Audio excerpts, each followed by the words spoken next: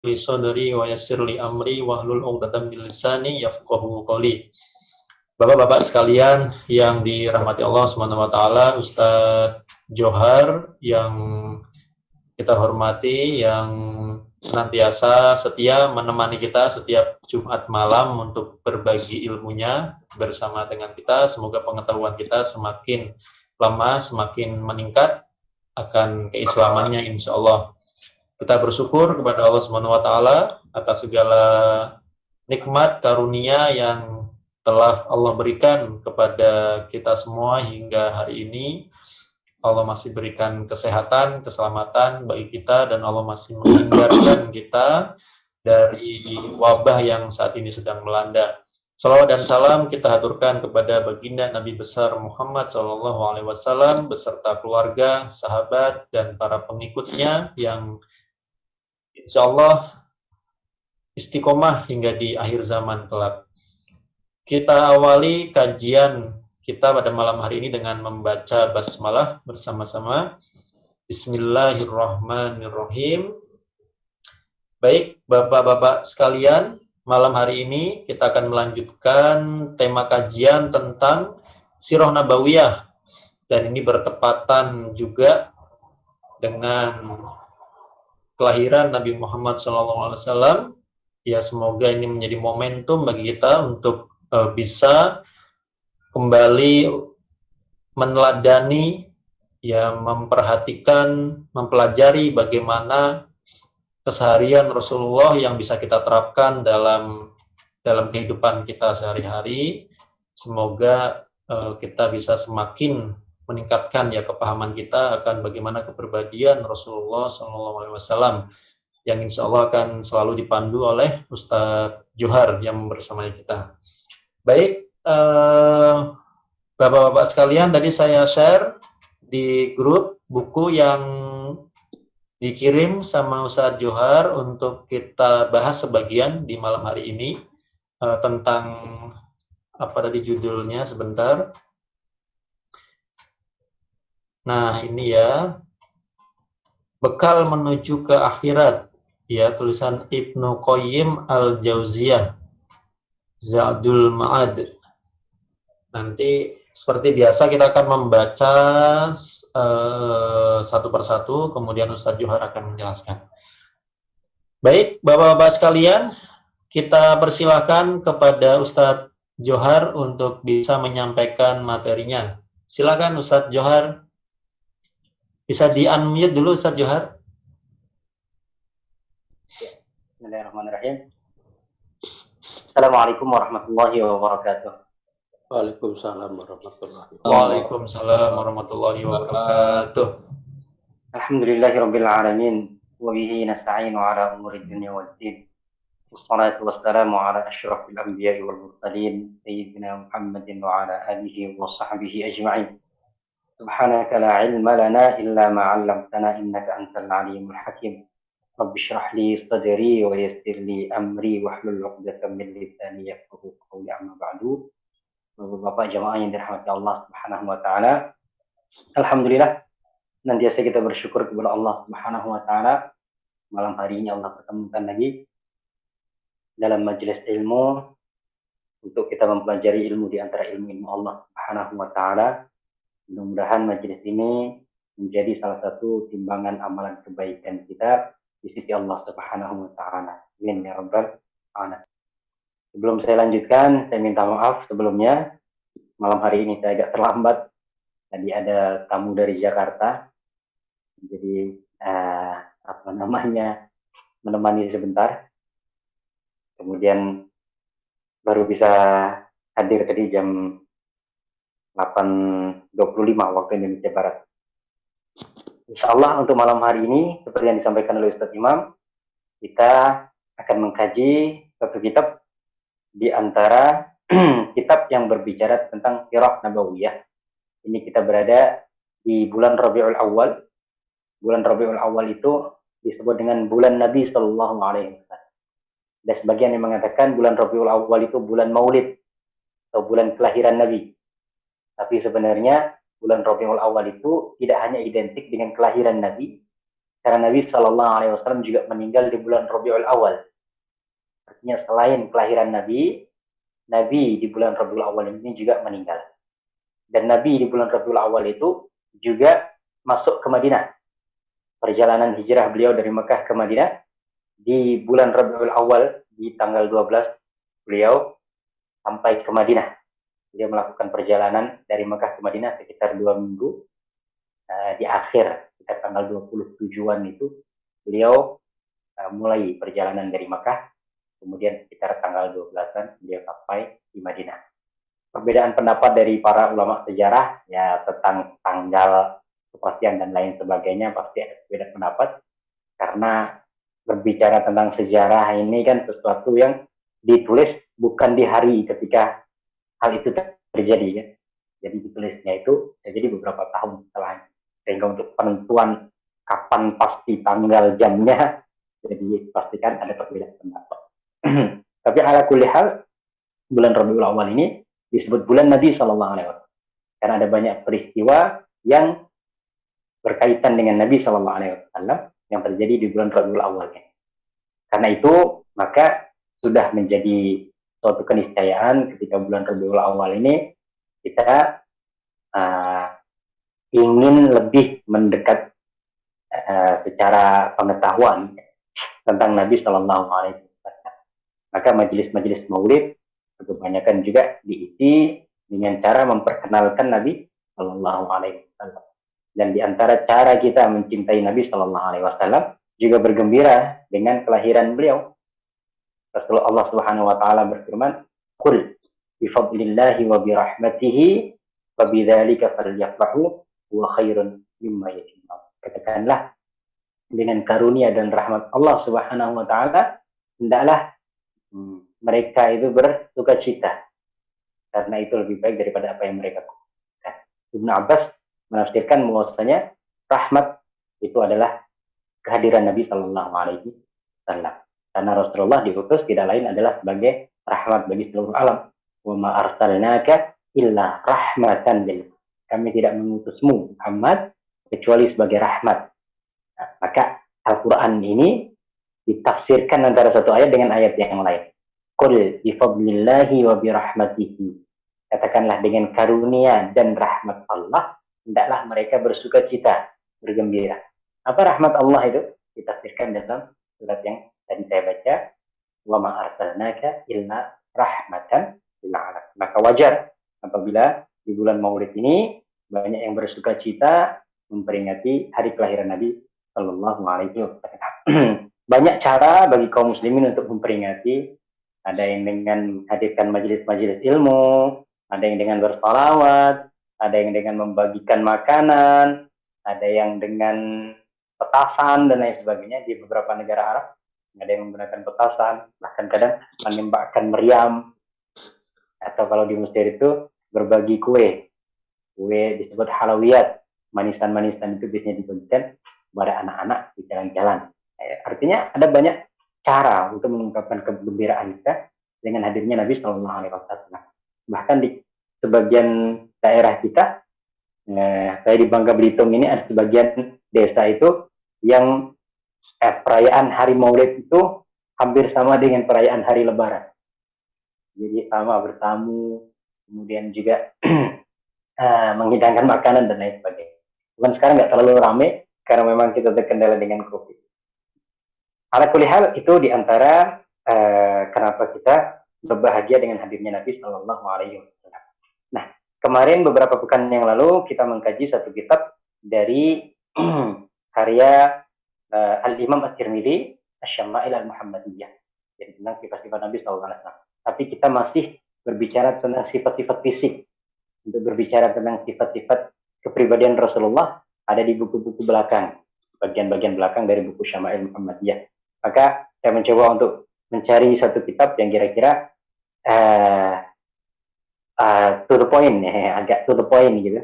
Untuk saat ini kita berbicara tentang sifat kepribadian dan tuntunan yang dituntun oleh Nabi Sallallahu Alaihi Wasallam untuk kita tiru semampu kita, untuk kita contoh sedapat kita. Karena Allah Subhanahu Wa Taala mengatakan, "Fattaqullaha mastata'tum." Bertakwalah kepada Allah semampu kalian. Dalam hadis Nabi SAW mengatakan, wa ma atakumur rasulu fakhudhu. Dalam hadis Rasulullah SAW mengatakan, wa ma amartukum fa'tu bihi mastata'tum. Apa yang kuperintahkan, kerjakanlah semampu kalian. Karena Rasulullah tahu kita berbeda tingkatan dengan Nabi SAW. Nggak mungkin kita itu bisa 100% seperti Nabi SAW. Tetapi jangan sampai menjadi alasan kita tidak mengikuti, meniru, ya, mengikuti jalan yang menjadi tuntunan dari Nabi SAW. Karena Rasulullah disifati oleh Allah Subhanahu Wa Taala, laqad kana lakum fi Rasulillahi uswatun hasanatun liman kana yarjullaha wal yawmal akhir wa dzakarallaha katsiran. Telah ada pada diri Rasulullah Sallallahu Alaihi Wasallam suri tauladan yang baik. Ada kata yang baik, karena suri tauladan tidak semuanya baik. Idola tidak semuanya baik. Banyak sekarang orang mengidolakan seseorang yang justru merusak agama dan kepribadian dia. Kita tahu anak-anak muda kita banyak yang mengidolakan artis, mengidolakan ini itu, yang mohon maaf, yang setiap hari mempertontonkan akhlak dan seperti itu. Tapi Rasulullah uswatun hasanah. Jadi suri tauladan yang baik, untuk menunjukkan bahwasanya suri tauladan Rasulullah bukan sembarangan. Nah, buku ini ditulis oleh seorang ulama namanya Ibnul Qayyim Al-Jauziyah. Nah, Ibnul Qayyim ini salah satu ulama yang beliau hidup di abad ke-8. Beliau meninggal di tahun 751. Kelahiran beliau sekitar tahun 691 Hijriah. Sekarang kita sudah berada di 1442 Hijriah. Tapi begitulah ulama kita, mereka punya banyak karya, sehingga dengan karya itu mereka tetap dikenal sampai sekarang. Dengan karya itu mereka tetap bisa mendapatkan aliran pahala dari kita yang mengkajinya, karena di antara pahala amalan yang mengalirkan pahala sampai orang itu ketika sudah meninggal, yaitu sedekah jariah, ilmu yang bermanfaat. Ilmu yang bermanfaat, insya Allah setiap huruf yang kita baca mengalirkan pahala kepada penulis. Jadi nama penulisnya Ibnul Qayyim, atau disebut juga Ibnu Qayyim. Kadang-kadang disebut Ibnul Qayyim, kadang disebut Ibnu Qayyim Al-Jauzi.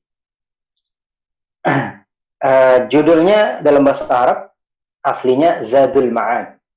Zadul Ma'ad, Zad artinya bekal, Ma'ad itu adalah tempat kembali, artinya akhirat. Dalam salah satu nama dari nama-nama akhirat itu ada Ma'ad, ada Masir. Masir juga tempat kembali, Ma'ad juga tempat kembali. Akhirat itu nama lain dari, atau Ma'ad itu nama lain dari akhirat. Ya. Ada Darul Qarar dalam Al-Quran disebutkan. Darul Qarar, tempat yang Qarar itu artinya Qarar itu tempat tinggal yang selamanya. Qarar.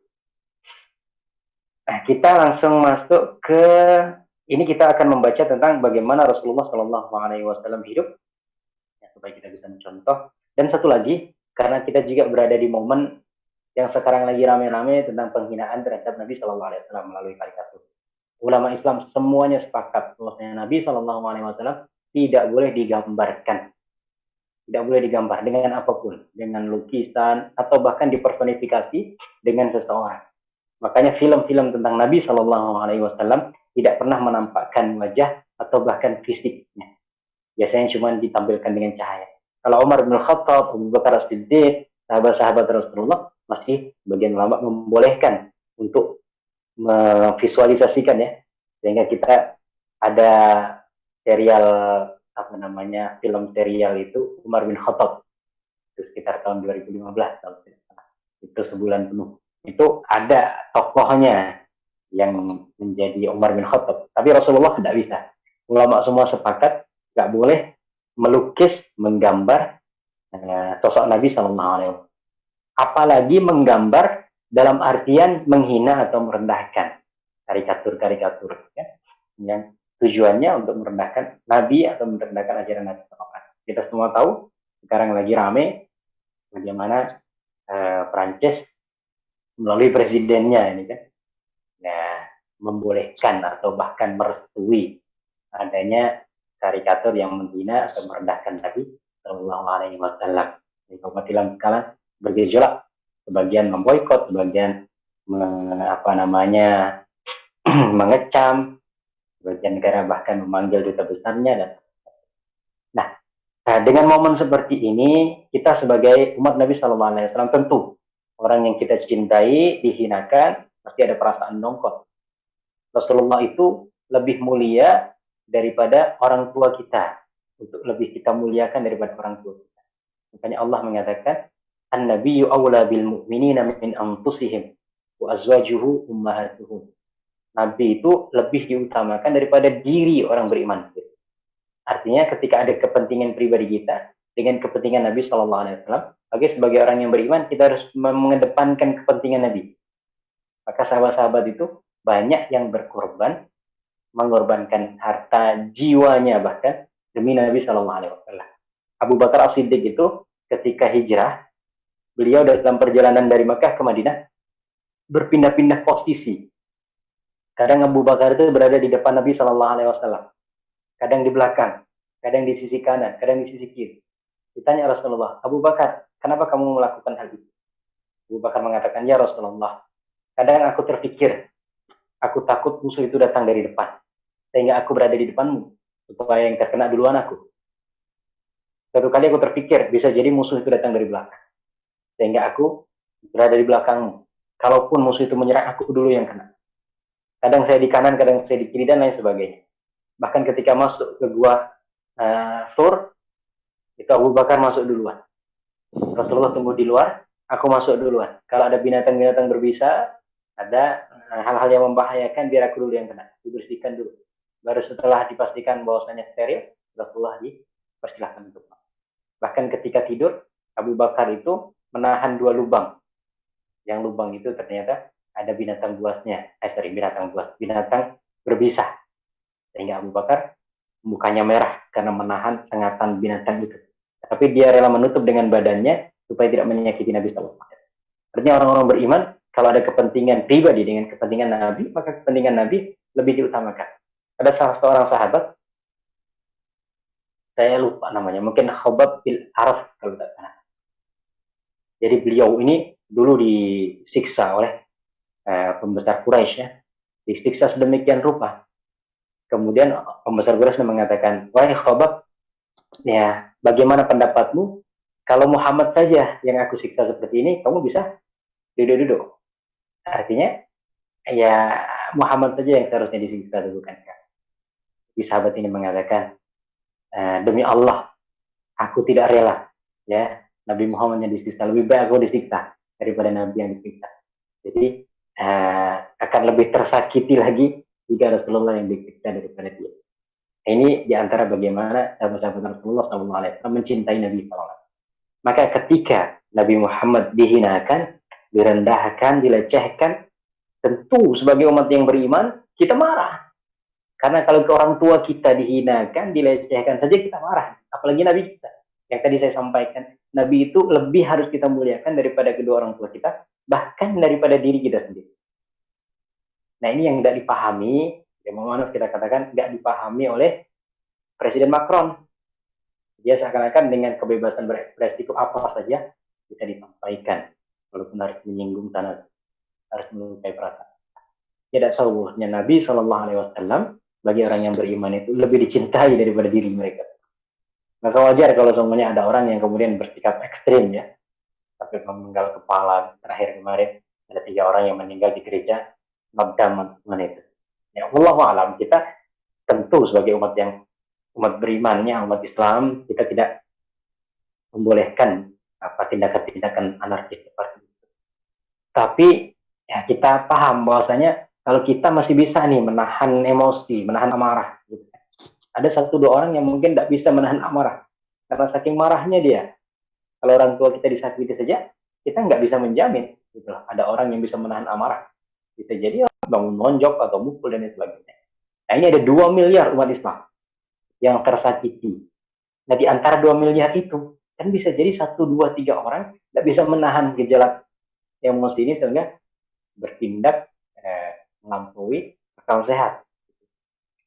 Allah alam itu. Nah dengan adanya kejadian ini, ya mungkin kita perlu lagi belajar tentang Nabi SAW.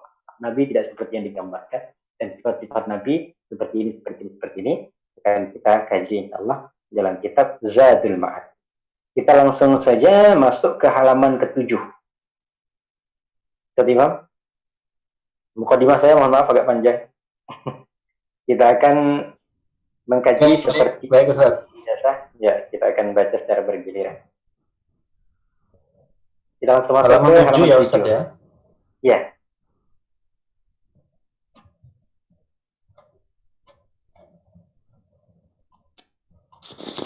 Oh, halaman 7 bukunya ya. Oke. Berarti halaman 14 PDF-nya ya, Bapak-bapak ya. Halaman 14. Oh ya, halaman 14. Ya, yang keharusan mengetahui petunjuk Rasulullah ya. Ya, betul. Keharusan mengetahui petunjuk Rasulullah Sallallahu Alaihi Wasallam. Pak Adi kalau sudah bisa share screen boleh Pak Adi? Siap. Oh ya. Ini kah? Oke, saya coba Adi. Saya mulai ya. Oke, nanti Ustadz kalau sudah silakan. stop boleh bilang stop Ustadz ya. Silakan. Ya, baik. Keharusan mengetahui petunjuk Rasulullah. Dari sini dapat diketahui urgensi kebutuhan hamba yang tidak bisa ditawar-tawar lagi untuk mengetahui petunjuk yang dibawa Rasulullah SAW. Sebab tidak ada jalan untuk mendapatkan keberuntungan kecuali lewat petunjuk itu. Yang baik dan yang buruk tidak bisa dikenali secara terinci kecuali dari sisi petunjuk itu. Apapun kebutuhan yang datang dan apapun urgensi yang muncul, maka urgensi hamba dan kebutuhannya terhadap Rasul ini jauh lebih penting lagi. Apa pendapatmu tentang orang yang engkau pun sudah putus asa untuk memberi petunjuk? Tidak ada yang bisa merasakan hal ini kecuali hati yang hidup, sebab orang yang mati tidak lagi merasakan sakit. Jika kebahagiaan tergantung kepada petunjuk Rasulullah SAW, maka siapapun yang menginginkan keselamatan bagi dirinya harus mengenal dan mengetahui petunjuk, sirah dan keadaan beliau, agar dia terbebas dari jerat orang-orang yang bodoh.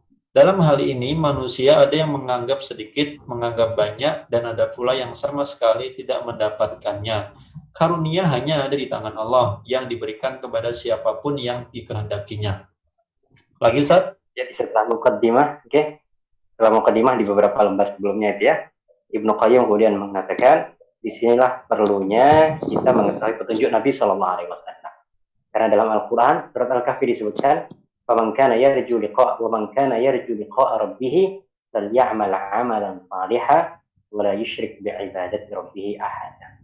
Barang siapa yang menginginkan perjumpaan yang baik dengan Allah Subhanahu wa taala, syaratnya ada dua. Beramal amal yang saleh, kemudian tidak menyekutukan Allah. Beramal dengan amalan yang saleh, penafsiran para ulama, yaitu beramal sesuai dengan tuntunan Nabi Sallallahu Alaihi Wasallam. Kita ini tidak pernah mengetahui hakikat tentang hari kiamat, tentang akhirat. Allah Subhanahu Wa Taala mengirimkan perantara, orang yang Allah memang khususkan untuk menjadi perantara risalahnya antara Allah dengan kita. Sehingga kalau kita tidak melalui Rasulullah SAW, kita tidak bisa mendapatkan jalan keselamatan. Kita mencari sendiri. Kalau mencari sendiri, kebanyakan akan tersesat. Ya. Nah, Rasulullah SAW memberikan tuntunan-tuntunan yang dengan tuntunan itu mudah-mudahan kita bisa selamat di dunia dan di akhirat. Karena itulah di antara definisi dari Islam, para ulama mendefinisikan Islam itu apa? Islam itu adalah ajaran yang dibawa oleh Nabi Sallallahu Alaihi Wasallam yang berasal dari Allah Subhanahu Wa Taala melalui perantara malaikat Jibril yang bertujuan untuk memberikan keselamatan manusia di dunia dan di akhirat. Definisi Islam. Secara bahasa Islam artinya tunduk patuh. Tapi secara istilah Islam tadi ajaran yang dibawa oleh Nabi Sallallahu Alaihi Wasallam dari Allah Subhanahu Wa Taala melalui perantara malaikat Jibril yang bertujuan untuk memberikan keselamatan bagi manusia di dunia dan di akhirat. Jadi kita ini ketika mau berjalan suatu daerah yang belum pernah kita ketahui, kita pasti membutuhkan peta. Kadang-kadang kita pakai apa? Google Map, atau kita pakai Waze, atau kita pakai apa? Map-map yang lain, ya kan? Supaya kita tidak tersesat. Nah, dalam menjalani kehidupan kita di dunia ini juga, sebagai manusia banyak keterbatasan kita. Akal kita ini ada kekurangan-kekurangan. Banyak hal-hal yang tidak bisa dijangkau oleh akal kita. Sehingga perlu petunjuk dari Allah Subhanahu wa taala. Allah menurunkan petunjuk itu melalui Nabi sallallahu alaihi wasallam. Sehingga jalan keselamatan tidak lain kalau kita mengikuti Nabi sallallahu alaihi wasallam. Oke, kita akan lanjutkan. Lanjut, silakan Pak Bambang, boleh dibaca Pak Bambang.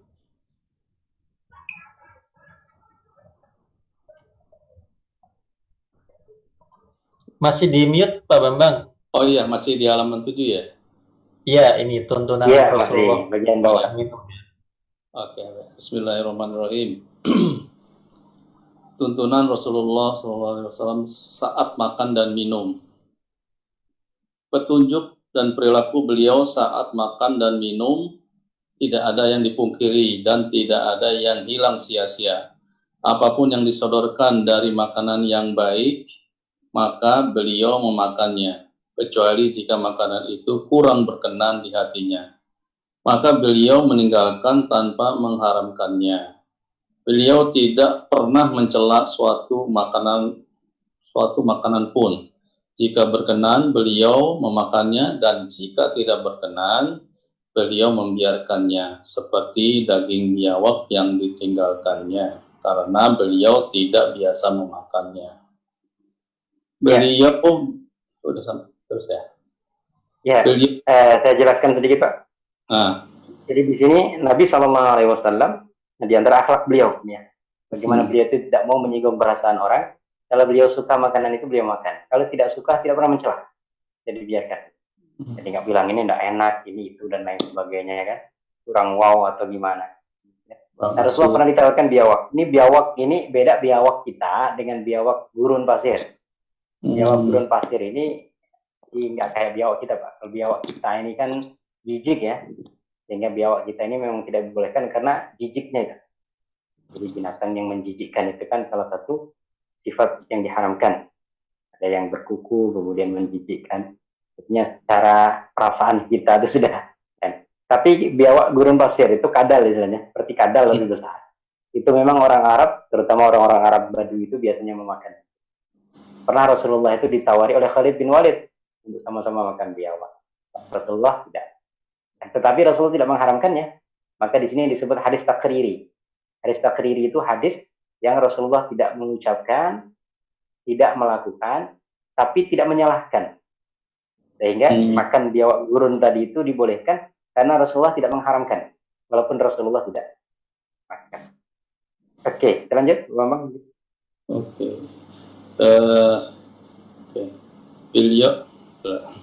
Beliau biasanya memakan manisan dan madu, dan beliau menyukainya. Pernah makan daging sapi, domba, ayam, burung, kelinci, ikan laut, makan daging yang dipanggang, korma basah dan kering, minum susu murni, adonan gandum, minum perahan kurma, makan adonan air susu dan tepung, roti campur daging, dan lain-lainnya. Beliau tidak menolak makanan yang baik dan tidak memaksakan diri untuk memakannya. Kebiasaan beliau ialah makan sekedarnya. Jika tidak mempunyai makanan, beliau bersabar, dan bahkan beliau pernah mengganjal perutnya dengan batu karena rasa lapar yang menyerangnya. Beliau tidak makan sambil celentang, entah celentang pada lambung, duduk seperti dalam tahiyat akhir, atau menumpukan satu lengan di lantai dan satu lagi digunakan untuk makan. Ketiga cara ini tercela. Beliau biasa makan di lantai dengan beralaskan tikar dan sekaligus sebagai tempat makannya. Sebelum makan beliau mengucapkan tasmiyah yang sesuai, yang gerak-gerak. Dan Dan sesuai makan ucapan hamdalah. Seusai. Dan seusai makan mengucapkan hamdalah. Ketika benar-benar sudah rampung, beliau mengucapkan doa Alhamdulillahi hamdan katsira tayyiban mubarakan ghairu makfi mafikin makfiyin wala mawadda iwala mustagnan anhu robbana. Segala puji bagi Allah dengan pujian yang banyak, baik dan penuh barokah di dalamnya, tidak ditelantarkan dan dibiarkan serta dibutuhkan Rob kami. Takzrid Bukhari. Ditakhrij oleh Al-Bukhari, artinya hadis diriwayatkan oleh Imam Bukhari. Ini di antara adab Nabi Sallallahu Alaihi Wasallam. Nabi Sallallahu Alaihi Wasallam adalah manusia biasa seperti kita semuanya. Maka dalam surat Al-Kahfi dikatakan, Qul innama ana basyarum mislukum. Katakan Muhammad, sesungguhnya aku, kata Nabi Muhammad, aku hanyalah manusia seperti kalian. Ya? Yuha ilayya, bedanya aku diwahyukan, tapi kalian tidak diwahyukan. Artinya sifat-sifat kemanusiawian seperti kita. Makanya di antara alasan orang-orang itu tidak menerima kenabian Nabi Sallallahu Alaihi Wasallam, mali hadzal rasulu ya'kulu wa yamshi fil aswaq. Kenapa Nabi ini makan dan berjalan-jalan juga di pasar? Artinya seharusnya Nabi itu bukan dari kalangan kami, harusnya dari malaikat. Nah gitu ya. Karena dari kalangan kami ya sudah sama aja kayak kami. Ngapain kami nurut kepada dia? Dia sama kayak. Jadi Nabi SAW dari sisi kemanusiawiannya, beliau juga seperti kita. Beliau lapar, beliau dahaga, beliau haus, beliau makan bagaimana kita makan. Ada beberapa kekhususan nanti akan kita ketahui. Bahkan Nabi SAW seringkali menahan lapar. Ini dalam perang Uhud, Rasulullah SAW perang Uhud itu di mana Madinah itu dikepung oleh koalisi orang-orang Arab. Dari Mekah, dari Taif, dari lain-lain itu ya, penduduk Arab itu mengepung Madinah. Sehingga Rasulullah SAW atas usulan dari Salman Al-Farisi membuat parit. Membuat parit ini kan lumayan letih juga, ya kan? Kemudian ya butuh tenaga. Tapi Rasulullah karena nggak ada yang dimakan sampai Rasulullah mengganjal perutnya dengan batu kemudian diikat. Itu Nabi SAW, orang terbaik, makhluk yang Allah muliakan. Wa rafa'na laka dzikraka, dan kami angkat penyebutan namamu Muhammad. Maksudnya kami angkat penyebutan namamu apa? Setiap kali disebut nama Allah, disebut nama Nabi SAW. Asyhadu an la ilaha illallah wa asyhadu anna Muhammadan Rasulullah. Ketika azan, asyhadu an la ilaha illallah wa asyhadu anna Muhammadan Rasulullah. Dalam masjid-masjid kita melihat Allah Muhammad. Jadi nama Rasulullah SAW banyak disandingkan dengan nama Allah. Itu di antara penafsiran wa rafa'na laka dzikrak, dan kami angkat penyebutan namamu Muhammad. Ya, orang demikian dimuliakan oleh Allah Subhanahu wa taala seringkali menahan lapar. Bahkan Aisyah radhiyallahu anha menceritakan seringkali rumah Nabi itu tidak mengeluarkan asap dalam beberapa purnama. 2-3 purnama itu tidak keluar asap. Artinya tidak ada yang dimasak. Yang dimakan hanya kurma dan air putih. Al-aswadaini, dua yang hitam. Yang dua yang hitam itu air putih dan kurma. Artinya nggak ada yang dimasak. Kita insya Allah setiap hari kadang-kadang 3 kali 4 kali kita masak. Rasulullah SAW seringkali dalam 2 bulan itu tidak mengeluarkan asap dapurnya itu. Yang beliau makan hanya kurma dan air putih. Nah, orang dengan kepribadian seperti ini masa dihinakan, ya kan? Dengan karikatur, dengan ini itu. Ini baru sedikit yang kita tahu dari Nabi SAW. Nah, dalam beliau makan, nah ini juga di antara adab makan, beliau makan lesehan tahu ya, lesehan ya, pakai tikar. Sementara pemimpin ketika itu tidak mungkin ada yang mau makan lesehan. Pemimpin Romawi, pemimpin Persia, kursinya tinggi-tinggi, makan di atas tempat-tempat yang tinggi dan sebagainya. Nabi Muhammad lesehan makan biasa. Ya, jadi tikarnya itu sebagai tempat duduk dan sebagai tempat makanan. Ini Nabi Shallallahu Alaihi Wasallam. Beliau tidak makan sambil telentang karena tidak ada adab seperti itu. Kemudian telentang pada lambung duduk seperti tahiyat akhir itu Pak. Ya kan? Kemudian menumpukan satu tangan di lantai dan satunya menggunakan untuk makan. Ya, makan. Nah, kadang-kadang kita tidak tahu di warung warteg ini, warung Tegal ini kadang-kadang kaki kita malah yang angkat satu.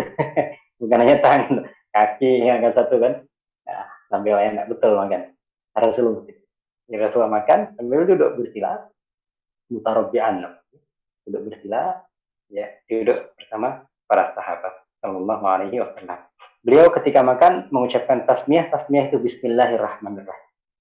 Ya, Bismillahirrahmanirrahim. Bisa juga dengan membaca yang biasanya kita baca doa Allahumma barik lana fima razaqtana wa qina adzabannar. Tapi usahakan diawali juga dengan bismillah. Artinya sebelum kita baca Allahumma barik lana fima razaqtana wa qina adzabannar, kita bismillah dulu. Bismillahirrahmanirrahim. Allahumma barik lana fima razaqtana wa qina adzabannar. Selesai, Rasulullah membaca hamdalah alhamdulillahilladzi at'amana wa wasaqana wa ja'alana minal kemudian membaca doa yang tadi dibaca. Alhamdulillahi hamdan katsiran thayyiban mubarakan fihi ghairu makfiyin wala muwadda'in wala mustaghnan anhu rabbana. Kalau udah hafal doa yang ini Pak ya, doa yang biasa kita hafal diajarkan di TPA dulu kan. Alhamdulillahilladzi at'amana wa saqana wa ja'alana maksudnya Allah yang telah memberikan kami makan, memberikan kami minum dan menjadikan kami di antara orang-orang yang beriman atau orang-orang yang muslim. Nah, ini juga nikmat. Jadi ada orang yang makan, ada orang yang minum. Kita sama antara kita dengan orang kafir, sama-sama diberi makan, sama-sama diberi minum. Tapi ada keistimewaan satu yang tidak diberikan, yaitu kita diberikan iman. Ini kita menjadi orangnya beriman. Ya, kita lanjutkan tuntunan dalam pernikahan. Boleh nanya lanjut. Silakan. Silakan Pak Adi. Boleh dibuka videonya. Nah. Ini kan ada termasuk di sini ada adab makan berarti ya. Makan duduk, cara duduk makan ini tidak boleh duduk seperti tahiyat akhir kan. Ini kayak duduknya kalau kita laki kan duduk sila, tapi kadang ibu duduk kan depok kayak gitu tuh. Kaki ke belakang.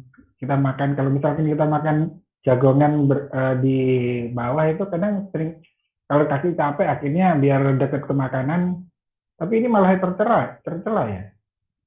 Ya. Posisi ini kan kalau ngelihat jamaah tabligh tuh ada yang duduknya kaki satu ditekuk dilipat terus satunya di kayak gitu. Ya. Gimana? Ya ini adab Nabi Sallallahu Alaihi Wasallam. Kalau kita berbicara tentang adab, tidak selalunya masalah halal haram, tapi kaitannya adalah dengan kesopanan baik dan buruk. Artinya itulah yang dicontohkan oleh Nabi SAW. Seperti Nabi makan lesehan. Apakah kita kemudian tidak boleh makan di atas kasur? Di atas kursi, kan? Dengan meja. Kalau di atas kasur tidak boleh, Pak. Lambang ketawa jadi. Di atas kursi, kan? Kan boleh saja. Tapi ini menunjukkan bagaimana akhlak dan kepribadian Nabi SAW. Bahkan sampai makan pun beliau jaga. Dan tahiyat akhir ini kan beda dengan tahiyat awal ya. Kalau ibu-ibu itu mungkin tahiyat awal gitu kan, mungkin duduknya. Tapi yang dimaksud di sini tahiyat akhir dengan kaki itu menyilangkan ke depan, kaki kiri ini menyilangkan ke depan. Memang untuk makan pun kita tidak enak sebenarnya makan seperti itu. Artinya posisi seperti itu tidak nyaman lah untuk makan. Tapi kalau tahiyat awal ya karena tidak dipermasalahkan di sini, saya rasa tidak ada masalah. Cuman kita lihat saja bertopang di tangan ini kan begini. Ya, bertopang di tangan juga termasuk artinya secara etika adab itu kurang baik, gitu kan? Dan bagusnya kan memang kita duduk bersila makan sambil mungkin piring kita angkat. Kalau seperti ini, tapi tadi ini hukumnya bukan halal haram, hukumnya ada masalah keamanan saja, baik atau tidaknya. Kalau seumpamanya di suatu daerah tertentu dengan hal itu dianggap sopan, maka bisa berubah. Artinya makan lesehan ini kan di zaman Rasulullah SAW. Kalau seumpamanya di suatu tempat makan lesehan itu dianggap kurang sopan, lebih sopan. Kalau seumpamanya nih kan menjamu tamu-tamu penting negara, gitu kan, atau tamu-tamu penting diplomat-diplomat, biasanya dengan berdiri dengan apa nih? Dengan kursi kan, dengan kursi. Ya, tidak masalah juga baik, gitu kan. Tapi kebiasaan orang Arab ketika itu, nah, dan untuk menunjukkan bahwasanya Rasulullah termasuk orang yang tidak tidak suka menampakkan diri, tawadhu, rendah hati. Beliau duduk sejajar dengan sahabatnya dan makan sehat. Jadi ini berkaitan dengan adab kesopanan saja. Kalau untuk halal haramnya tidak artinya sampai berdosa, kan, dan lain sebagainya. Kecuali nanti tangan kiri ya, makan dengan tangan kiri itu ada larangannya dalam hadis. Kalau ini kan amaliyah Nabi. Amaliyah Nabi itu kalau tidak ada larangan secara lisan, maka dia dianggap tadi masalah kesopanan. Tapi kalau ada larangan, seperti contoh dengan tangan kiri. Nah, Rasulullah SAW mengatakan, makanlah kalian dengan tangan kanan, sesungguhnya setan itu makan dengan tangan kiri. Artinya di sini kan tercela dan ada nilai dosanya karena mengikuti setan. Karena ada selain Rasulullah mengamalkan juga ada hadis qauli namanya, ada tuturan dari Nabi sallallahu alaihi wasallam. Begitu. Baik. Dilanjut Ustaz bacanya ya. Ya, silakan. Baik Pak Rian, boleh Pak Rian? Bisa lihat share screen-nya nggak Pak Rian? Boleh dibuka dulu suaranya. Oke. Oh iya. Gimana kabarnya, sehat Pak Rian? Alhamdulillah sehat. Gimana? Sehat semua? Sehat semua, alhamdulillah. Jadi ini sampai mana ini yang terlihat di share. Ya, tuntunan Rasulullah. Silakan. Dalam pernikahan dan pergaulan di tengah keluarga diriwayatkan secara sahih dari Nabi SAW dari hadis Anas bahwa beliau bersabda, yang dijadikan paling kucintai dari keduniaan kalian adalah wanita dan minyak wangi, dan kesenangan hatiku dijadikan ada di dalam sholat. Diriwayatkan An-Nasai, Ahmad, dan Al-Hakim. Arabnya perlu dibaca nggak nih? Tulisannya apa? Kurang ini. Langsung aja. Huibal ilayya minad dunya nisa'u wa thayyibu wa ju'ila qurratu aini fis shalah. Beliau diberi kekuatan 30 kali dalam jima, sehingga beliau pernah menggilir beberapa istri dalam satu malam. Allah memperbolehkan yang demikian ini bagi beliau, yang tidak diperbolehkan bagi yang lain dari umatnya. Tapi beliau tetap mengadakan pembagian di antara mereka dalam tempat tinggal dan nafkah. Oke, mungkin cukup dulu Pak. Saya jelaskan dulu. Di sini ada hadis Nabi SAW.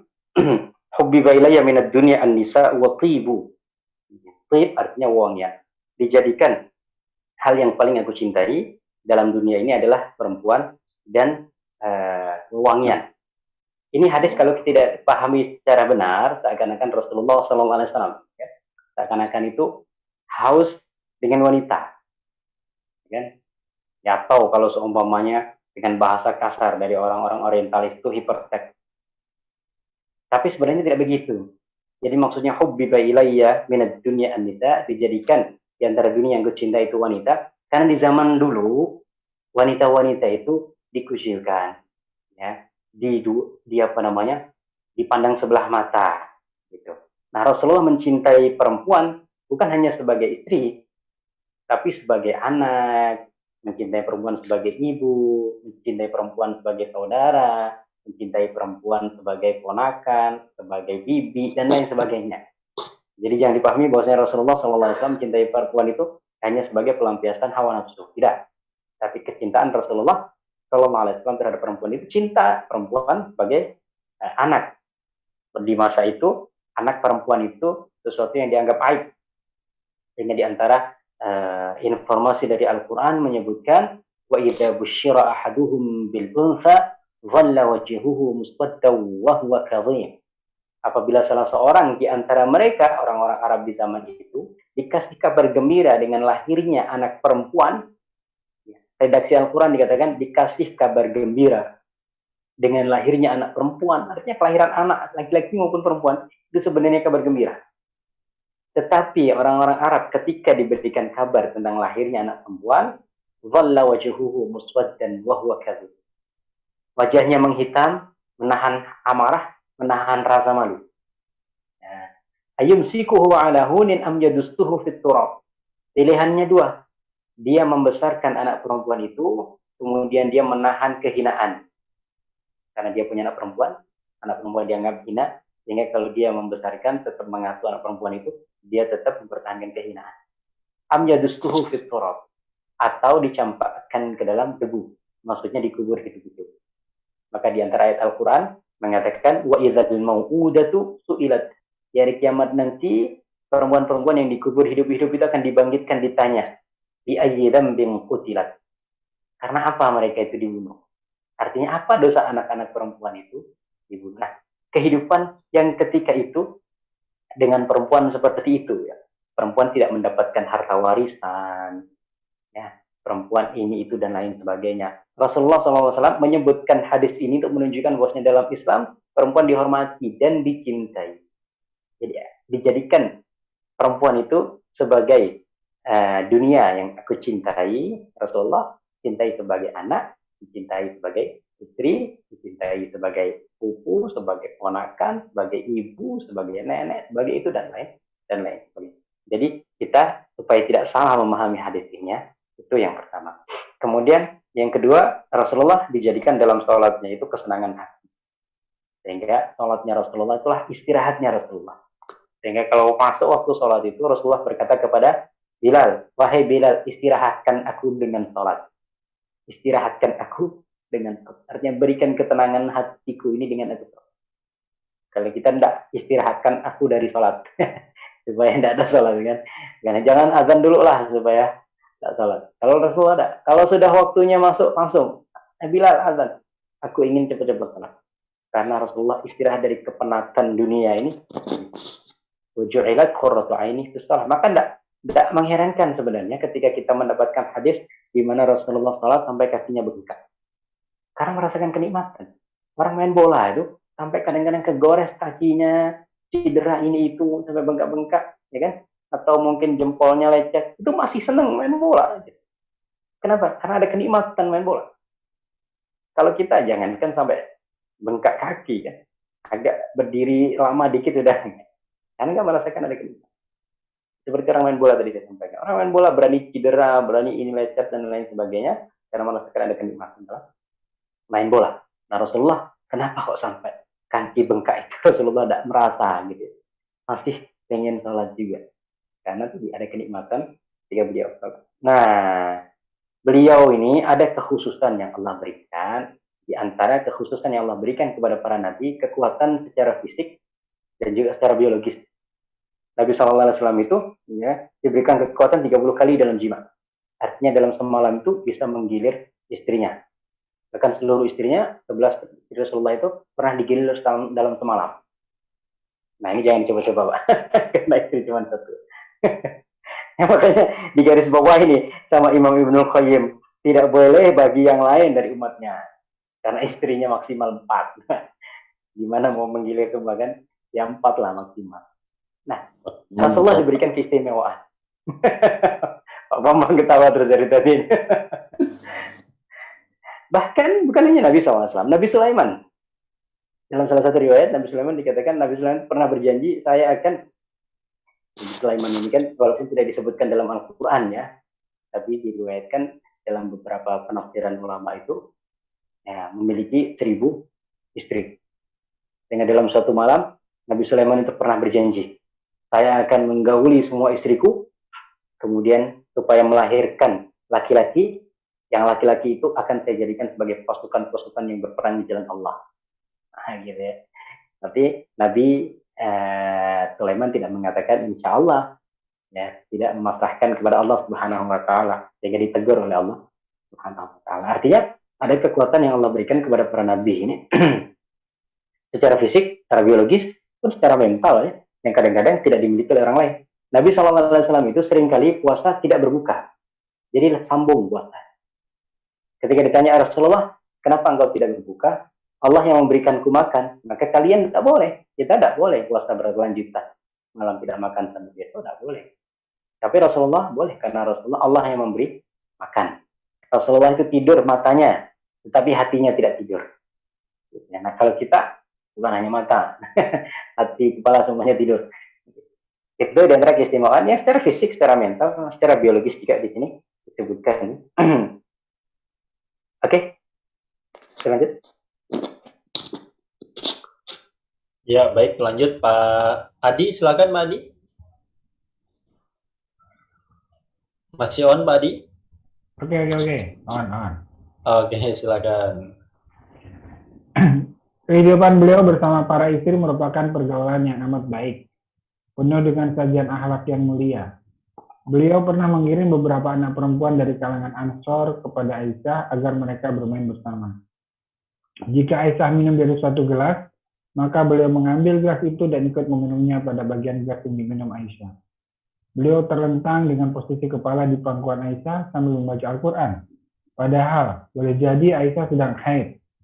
Beliau menyuruh Aisyah untuk mengenakan kain karena dia sedang haid, lalu beliau mencumbunya. Beliau juga pernah memeluk Aisyah ketika beliau sedang berpuasa. Beliau pernah mengajak Aisyah adu lari, menonton berdua orang-orang Habasyah yang sedang bermain di dekat masjid. Sementara Aisyah bersandar di bawah beliau. Ini semua menunjukkan kelembutan dan kehalusan beliau dalam mempergauli istri. Jika hendak mengadakan perjalanan, maka beliau mengundi di antara istri-istrinya. Siapa yang dirinya keluar, maka dia yang berhak menyertai perjalanan beliau. Karena itu beliau bersabda, khairukum li ahlihi wa ana khairukum li ahli. Sebaik-baik di antara kalian ialah yang paling baik terhadap keluarganya. Dan aku adalah orang yang paling baik di antara kalian terhadap keluargaku. Diriwayatkan oleh At-Tirmidzi dan Ibnu Hibban. Seusai mengerjakan sholat asar, beliau berkeliling di antara istri-istrinya untuk mengetahui keadaan mereka semua. Jika tiba malam hari, beliau berada di rumah salah seorang istri yang mendapat giliran. Aisyah berkata, beliau tidak melebihkan sebagian di antara kami atau sebagian yang lain dalam masalah membagi giliran bermalam. Hampir tidak sehari pun melainkan beliau berkeliling di antara kami semua, mendekati setiap istri yang dikunjungi tanpa berjima dengannya hingga tiba di rumah istri terakhir yang menjadi giliran bermalam. Ya, ini di antara kehidupan Nabi SAW dengan istrinya, dengan Aisyah tadi ya. Maka ada lagu Aisyah ini, kalau secara bait-bait lagunya itu sebenarnya nggak ada masalah. Maka ketika ada yang mempermasalahkan bagaimana lagu Aisyah ini, kalau bagi saya sih tidak ada masalah. Karena dalam hadis-hadis dia banyak diriwayatkan begitu. Lomba lari dengan Aisyah, bahkan Rasulullah meminum gelas itu yang menjadi bekas bibir Aisyah. Di mana bekas bibir Aisyah, di situ Rasulullah minum minum air ya. Jadi dicari yang mana bekas bibirnya Aisyah. Kemudian kadang berbaring dan bercumbu ketika haid, ini boleh ya, selain di tempat haid ya, hanya selain di tempat haid, maka di tempat yang lain boleh. Kemudian pernah menonton berdua dengan orang-orang Habasyah yang bermain di dekat masjid. Aisyah bersandar di bahu beliau, dan bahkan dalam riwayat yang lain Aisyah menempelkan pipinya ke pipi beliau.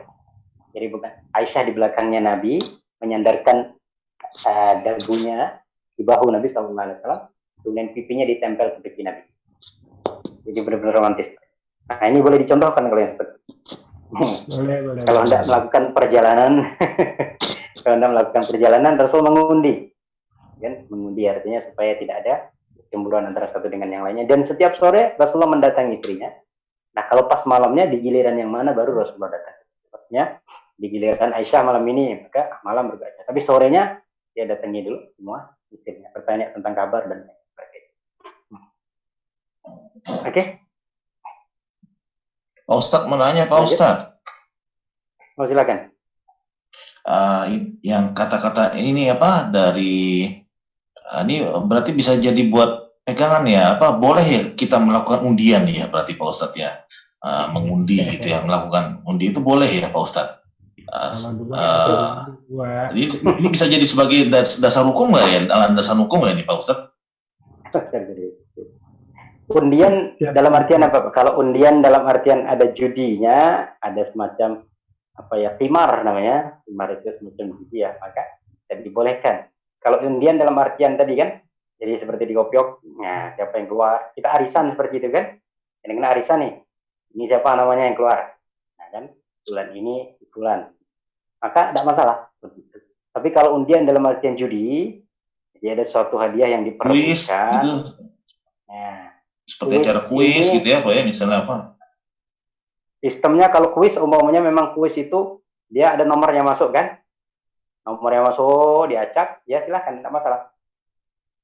Tapi kalau seumumnya ngumpulin uang gitu kan, ngumpulin uang nih, ngumpulin uang, kemudian nanti yang menang itu mengambil uang dari semuanya itu, maka itu tidak diperbolehkan karena ada unsur judinya. Nah, ada juga azlam, namanya azlam itu undian anak panah. Ada undian anak panah itu dulu orang-orang Arab kadang-kadang juga seperti kita undian kayak gini Pak. Kalau semuanya kita mau berangkat nih ya, kita ragu-ragu mau berangkat dak kan gitu, pakai jari gitu kan, berangkat dak. Ini tidak boleh karena kita menyandarkan suatu nasib kepada benda bukan kepada Allah. Karena yang memberikan mudarat dan manfaat itu Allah. Jadi seumpamanya diundi ini dulu anak panah itu diundi nih kan, berangkat tidak berangkat diundi, oh berangkat berarti berangkat, kalau tidak berangkat berarti nggak berangkat. Kalau semuanya absen, ya, maka diundi lagi yang berangkat atau tidak berangkat.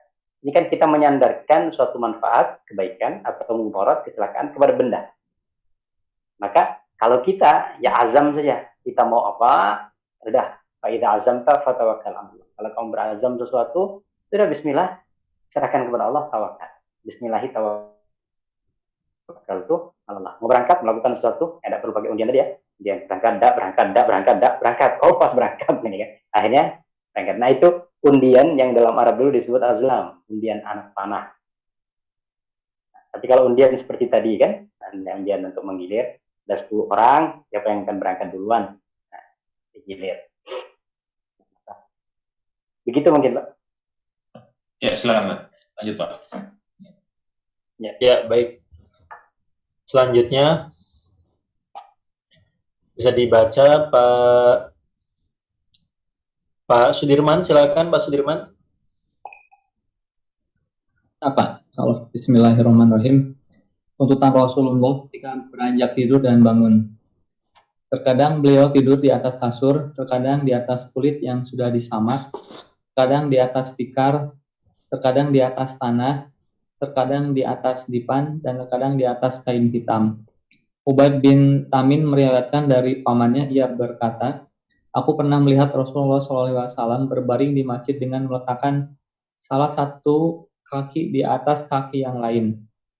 Ketika beranjak, coba tuh bayangkan ini ya, Rasulullah tidur kaki satu di atas kaki yang lain. Artinya saking santainya Rasulullah tidur. Maka di sini juga ada pelajaran bagi kita, mungkin sebagian kita pengurus masjid, kalau ada orang-orang yang mau istirahat, musafir, sudah tidak usah diusir. Dan sebagian masjid sekarang ini tidak ramah musafir. Masjid garang dengan musafir. Dia orang baru rebahan sedikit, diusir. Kan? Ngecas HP sebentar, sudah kayak Rasulullah ini ingin mencontohkan gitu. Bosnya tidur di masjid bukan sesuatu yang aib ya. Bahkan Rasulullah dengan salah satu kaki di atas kaki yang lain. Artinya saking santainya. Dan itu yang ditiru juga oleh Umar bin Khattab radhiyallahu anhu. Jadi pernah datang utusan dari Najran itu 2 orang ingin mencari tahu siapa sih pemimpin kalian itu yang bisa menaklukkan Persia dan Romawi. Tanya, siapa, di mana istananya? Sahabat-sahabat mengatakan, kami tidak punya istana. Terus siapa pimpinanmu? Itu lihat, yang ada di bawah pohon kurma yang sedang tidur. Nah itulah pimpinan. Itu pimpinanmu. Iya tuh. Di Persia Romawi tidak begitu. Ada pengawalnya, ada istananya dan itu. Tapi Umar bin Khattab radhiyallahu anhu cuma seperti itu, tidur di atas pohon kurma, kemudian tidur dengan tentang. Dan Sehingga dalam salah satu bait perkataan Arab itu dikatakan adalta, hakamta fa'adalta, faninta fa'aminta. Kamu menjadi hakim, menjadi penguasa, kamu adil, kamu tidur, kamu aman. Tidak terjadi apa-apa. Wallah alam. Oke, kita lanjutkan. Ya, Pak Sudirman, silakan. Masih mati? Ketika beranjak ke tempat tidurnya, maka beliau mengucapkan doa, Bismika Allahumma ahya wa amut. Dengan namamu, ya Allah, aku hidup dan aku mati. Beliau menjajarkan kedua telapak tangan, lalu meniupnya seraya mengucapkan surat Al-Ikhlas, Al-Falaq, An-Nas. Setelah itu beliau mengusap telapak tangan ke seluruh tubuh yang memang bisa diusapnya. Dimulai dari bagian kepala, lalu ke wajah, lalu ke bagian tubuh. Beliau melakukan hal ini 3 kali. Beliau tidur dan pada lambung kanan. Dalam posisi miring ke kanan, meletakkan tangan kanan di bawah pipi kanan. Jika bangun tidur, beliau mengucapkan Alhamdulillahilladzi ahyana ba'dana amatana wa ilaihin nusur. Segala puji bagi Allah yang telah menghidupkan kami setelah Dia mematikan kami dan kepadanya tempat kembali. Setelah itu beliau bersiwak. Terkadang beliau membaca 10 ayat dari surat Al-Imran. Beliau biasa tidur pada awal akhir surat Al-Imran. Ya, dan bangun pada akhir malam. Pasti juga tidak tidur pada awal malam karena melayani kemaslahatan orang-orang muslim. Mata beliau tidur, tapi hati beliau tidak tidur. Jika beliau tidur, tak seorang pun membangunkan beliau, sehingga beliau sendiri yang bangun. Ya, ini diantara tuntunan Nabi SAW dalam beliau tidur. Berdoa sebelum kita tidur, Bismillahirrahmanirrahim, ahya wa amut. Dengan nama ya Allah, aku hidup, aku mati. Karena ketika kita tidur ini, kita dimatikan oleh Allah untuk sementara waktu. Boleh jadi Allah tidak mengembalikan ruh kita. Ya, tergantung Allah Subhanahu wa Ta'ala. Maka usahakan sebelum kita tidur, kita wudhu. Supaya kalau seumpamanya Allah tidak mengembalikan ruh kita dalam keadaan suci, dalam keadaan kita punya wudhu. Maka ketika kita bangun, di antara doanya kan, Alhamdulillahilladzi ahyana ba'dama amatana wa ilaihi. Segala puji bagi Allah yang telah menghidupkanku, menghidupkan kami. Ya, karena kita sudah dimatikan dalam beberapa waktu. Allahul ladzi yatawaffal anfusa hina mautiha wallati lam tamut fi manami. Allah yang menggenggam ruh jiwa seseorang ketika tidur dan ketika dia mati. Kalau tidur dikembalikan lagi, kalau mati maka ditahan oleh Allah Subhanahu wa Ta'ala. Rasulullah meniupkan baca qulhuwallahu ahad, qul a'udzu birabbil falaq, qul a'udzu birabbin nas. Seperti ini, ditiupkan dia lagi, diusap ke seluruh tubuh yang bisa dijangkau. Jangkau kaki, lakukan sebanyak 3 kali. Itu juga sebagai salah satu ruqyah pribadi. Karena kan ada istilah ruqyah. Banyak orang yang minta ruqyah ini itu sebenarnya ada ruqyah pribadi. Kalau ruqyah dari orang itu, kalau orangnya sudah keluar, artinya orangnya sudah pulang ke rumah, bisa jadi terkena lagi. Tapi kalau ruqyah pribadi, kapanpun bisa kita lakukan. Kita bisa menjaga diri kita dengan kita sendiri. Karena di antara ruqyah pribadi ya, penjagaan dengan membaca 3 qul ya. Dan Rasulullah tidur miring ke sebelah kanan. Secara ilmu kesehatan juga, wallah alam, mungkin antum ada banyak yang lebih tahu secara ilmu kesehatan, itu juga lebih menyehatkan daripada berbaring di sebelah kiri. Dan menunjukkan tidurnya Rasulullah itu bukan tidur yang benar-benar nyenyak. Artinya bukan kalau tidur terlentang gitu kan, berarti tidur yang benar-benar nyenyak. Tapi kalau tidur berbaring itu kan, karena kan tidurnya itu memang tidur untuk berniat bangun.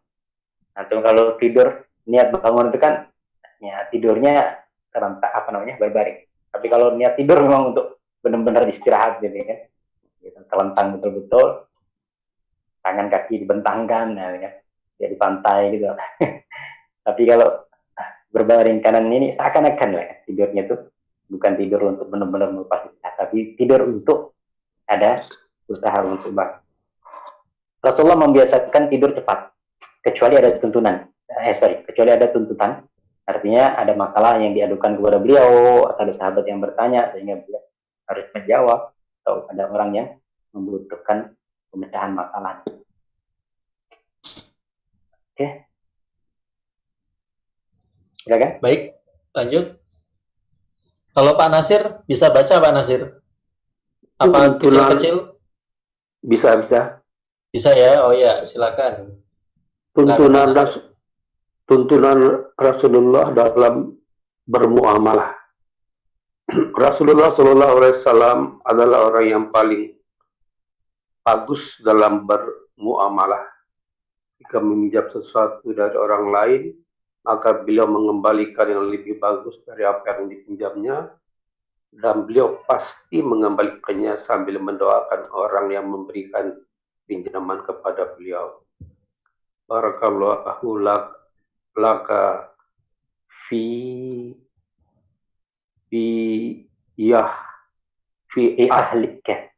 ahlika wa malika innama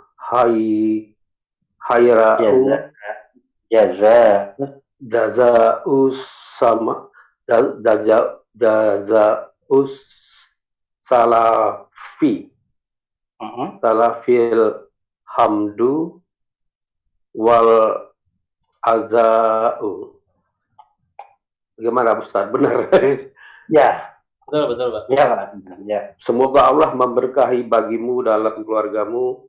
Sesungguhnya pahala pinjaman ialah pujian dan pemenuhan diri, diriwayatkan oleh An-Nasai, Ibnu Majah dan Ahmad. Beliau pernah meminjam berhutang 40 sa'bah. 40 sa'bahan makanan dari seorang. Pada saat yang sama ada seorang Ansar yang membutuhkannya, maka beliau memberikan bahan makanan itu kepada orang Ansar. Beliau bersabda, setelah ini dia tidak akan datang kepada kami untuk meminta sesuatu pun. Orang yang dipinjami itu siap-siap akan mengatakan sesuatu. Tapi beliau cepat-cepat berkata, janganlah kamu berkata kecuali yang baik. Aku adalah sebaik-baiknya orang yang meminjam. Maka beliau mengembalikan bahan makanan itu 2 kali lipat atau 80 sa'. Nomor 10 ini Pak ya. Zadul Ma'ad. Halaman 10. Oke, cukup dulu Pak. Jadi ini diantara tuntunan Rasul dalam bermuamalah. Muamalah artinya berinteraksi, berhubungan dengan orang lain. Ya. Dalam masalah pinjam-minjam, ini yang dikasih contohnya. Rasul kalau meminjam sesuatu, mengembalikannya dengan yang paling baik. Artinya kalau bukan barang gitu ya. Kalau minjam motor ya kembalikan motor yang ada. Tapi maksudnya dia pinjam beras, ya kan? Kemudian mengembalikan beras, maka mengembalikan dengan kualitas yang baik. Nah, setelah mengembalikan, di antara sunnah beliau adalah mendoakan orang yang meminjam. Nah, ini juga sunnah yang bisa kita praktekkan. Karena orang yang meminjam kita itu sudah membantu kita. Kadang-kadang ini kita ketika minjam melas-melas, ketika mengembalikannya dongkol. Ya kan? Karena ya nggak rela gitu kalau mengembalikan uang yang kita pinjam ini. Ya kan? Sehingga jangankan untuk berdoa, mengembalikan saja tidak rela. Padahal dia itu sudah membantu kita. Kayak ini diantara sunnah Nabi SAW. Barakallahu laka fi ahlika wa malika, innama jazaa'us salafil hamdu wal ada. Semoga Allah memberkahi bagimu, keluargamu dan hartamu. Sesungguhnya pahala pinjaman ya, adalah pujian dan pemenuhan. Pujian artinya ya kita juga memuji, kita mengucapkan terima kasih. Ya.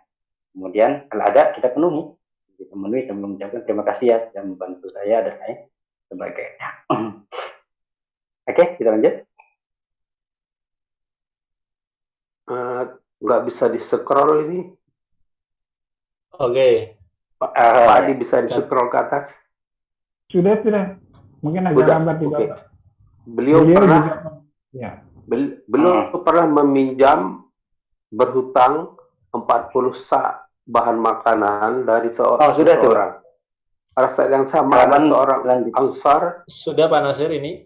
Di layar. Halaman selanjutnya. Di layar, Ya, Pak. belum. Layar, Pak. Belum bisa di-scroll ini. Enggak, Bapak. Ngelihat yang di Nggak layar, bisa. Bapak. Oke. Share screen. Ganti yang lain mungkin. Oke, ganti yang lain ya Pak Nasir ya, boleh ya? Ya, boleh. Lanjut, oke. Pak Irwan, boleh Pak Irwan? Selamat datang Pak Irwan. Oke, nampaknya masih on the way. Pak Andri? Ya, boleh Pak. Ya, Oke, Assalamualaikum. silakan Pak Andri. Ya, bismillah. Beliau juga pernah meminjam seekor onta, lalu pemiliknya mendatangi beliau untuk menagih sambil mengeluarkan perkataan yang keras. Para sahabat yang mendengarnya siap-siap untuk bertindak pada orang itu. Namun beliau bersabda, biarkan dia, karena orang yang mempunyai hak.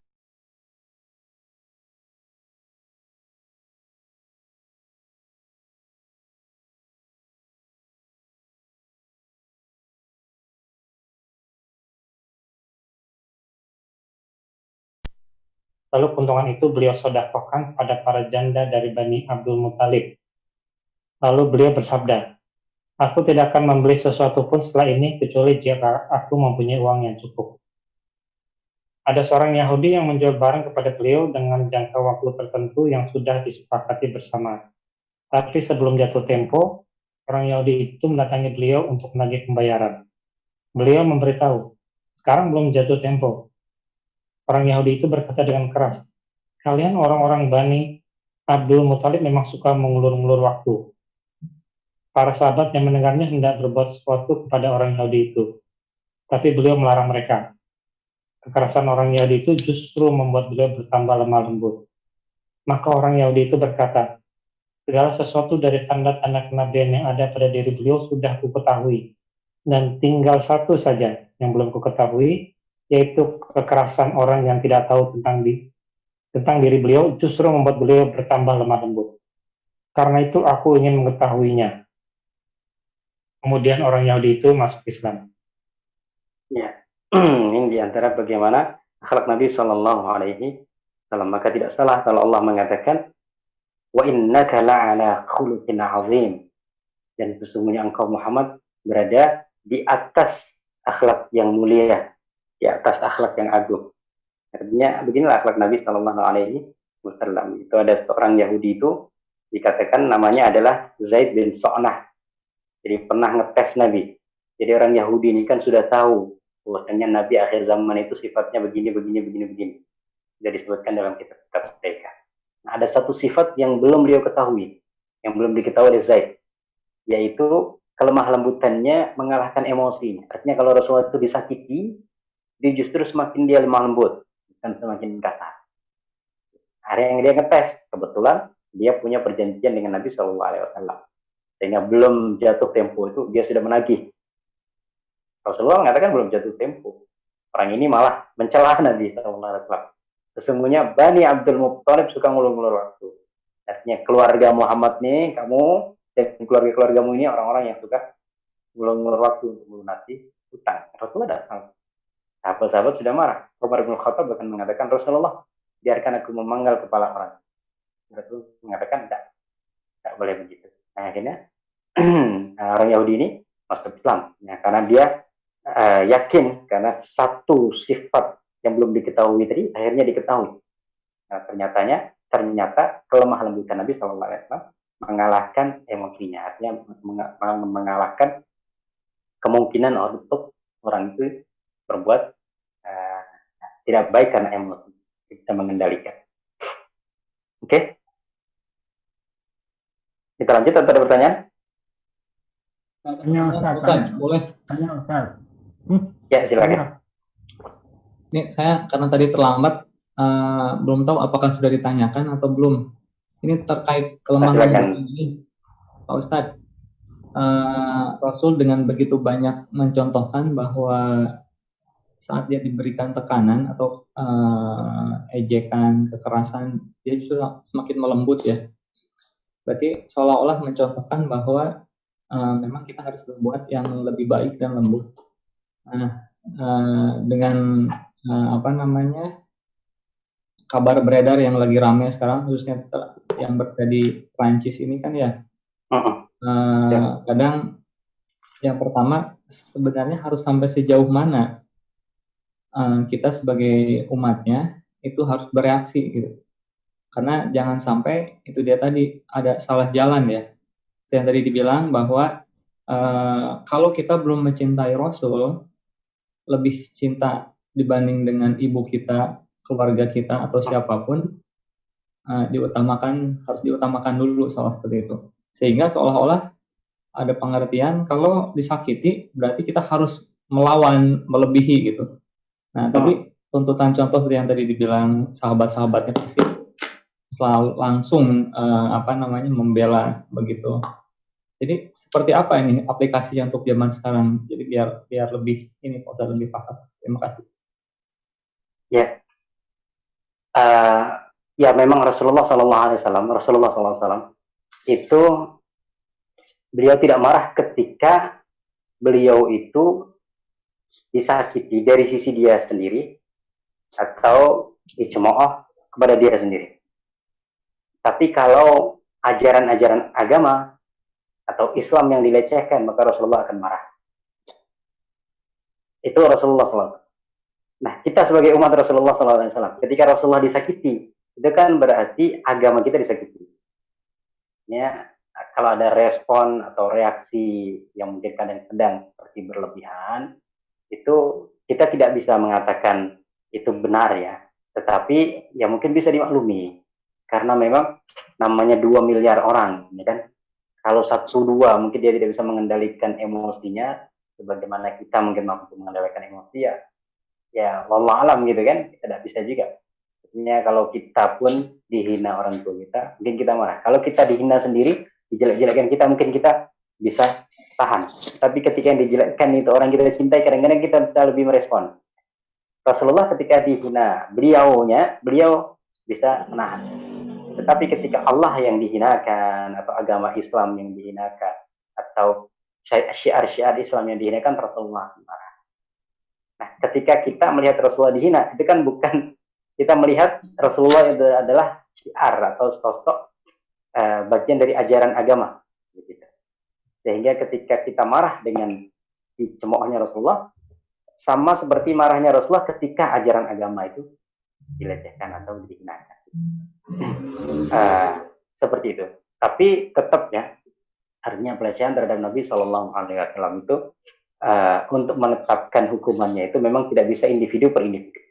Dalam buku-buku fikih itu disampaikan orang yang menghina Nabi Shallallahu Alaihi Wasallam memang hukumannya sangat berat, bahkan bisa sampai pancung, yang bisa sampai hukuman mati.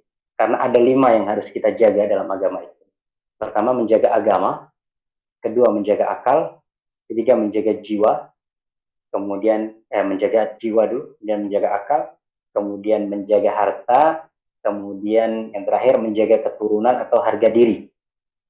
Artinya kalau orang itu dia mau dibunuh, maka dia boleh membela diri, walaupun sampai harus membunuh orangnya, mau membunuh itu kan. Karena dirinya kan, orang yang semuanya mau diambil hartanya, artinya ini kan berarti ada hal yang harus dijaga tapi dilecehkan, maka dia boleh bereaksi, dia membela. Orang yang mau dirusak akalnya, ya kan, dikasih narkoba atau begini, maka dia boleh memberontak. Atau harga diri, dituduh berbuat keji, dituduh berzina, dituduh dengan ini yang menjatuhkan harga diri, maka kita boleh merespon. Nah, yang pertama adalah menjaga agama. Menjaga agama berarti menjaga syiar-syiar agama. Menjaga Al-Quran dilecehkan, menjaga Nabi dilecehkan, atau sholat dibuat main-main. Semuanya ada kemarin video-video anak-anak gitu kan, memainkan sholat kemudian sambil dia joget-joget. Ini kan berarti dia melecehkan agama, yang mana agama itu harus kita jaga. Nah, yang menetapkan hukuman itu memang seharusnya adalah pemegang kekuasaan. Artinya kalau dulu khalifah, memang kita tidak boleh pribadi-pribadi melihat orang melecehkan Nabi, kemudian kita langsung kita hukum. Secara pribadi tidak boleh. Tetapi khalifah yang akan menetapkan. Tetapi hukuman melecehkan agama ini memang berat. Jadi saya sampaikan, jadi banyak buku-buku fikih itu bisa terjadi sampai hukuman mati. Ini wajar sebenarnya, karena dalam kita bernegara juga kan ada hukuman mati ya. Artinya bandar narkoba, hukumannya mati. Atau yang melecehkan simbol-simbol negara, atau yang ini dan lain sebagainya, kan ada hukuman mati. Jadi hukuman mati itu sebenarnya bukan sesuatu yang aib, bukan suatu keburukan.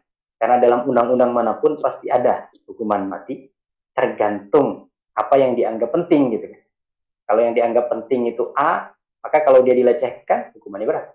Dalam Islam ini yang dianggap penting, yang dianggap mulia, yang itu adalah nilai-nilai agama tadi. Sehingga kalau itu dilecehkan, maka hukumannya bisa sampai dari sampai hukuman mati. Tapi tergantung nanti bagaimana pemerintah atau pemegang kekuasaan itu memberikan. Tapi respon pribadi, maka kita tidak boleh. Artinya respon pribadi dalam artian sampai kita menghukum atau sampai ya maaf kita sampaikan kemarin ada pemenggalan sampai kan, secara pribadi yang memenggal itu, maka itu cara hukum Islam sendiri tidak dibolehkan. Kalaupun seumpamanya hukumannya dipenggal, itu yang menetapkan adalah pemerintah atau penguasa, orang yang memiliki kekuasaan. Nah kita gimana? Ya kita sebagai bentuk pembelaan kita kepada Nabi SAW, kita melakukan apa yang bisa kita lakukan. Bagaimana dengan boikot-boikot Ustaz? Ya Allah alam, saya sampaikan kalau memang itu bisa menjadikan cara untuk kita menunjukkan kecintaan kepada Nabi SAW, kemudian memberikan efek jerah ya. Karena kalau kita tidak jaga, kita diam saja, maka akan dilecehkan setiap saat.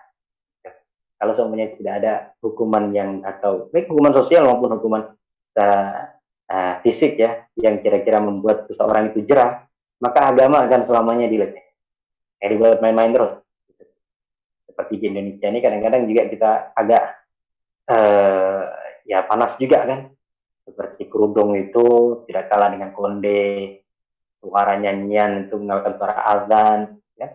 Kemudian apa kemarin pernah kan? Artinya ini sudah masuk pelecehan. Tapi karena tidak ada tindakan yang tegas dari pemegang penguasaan, di suatu saat orang akan semakin mudah melecehkan agama. Nah, tapi kalau semuanya ada hukuman kan orang mikir. Wallahu a'lam. Begitu mungkin Pak Yudi. Pak Asrul Sudirman. Ya, terima kasih banyak Pak.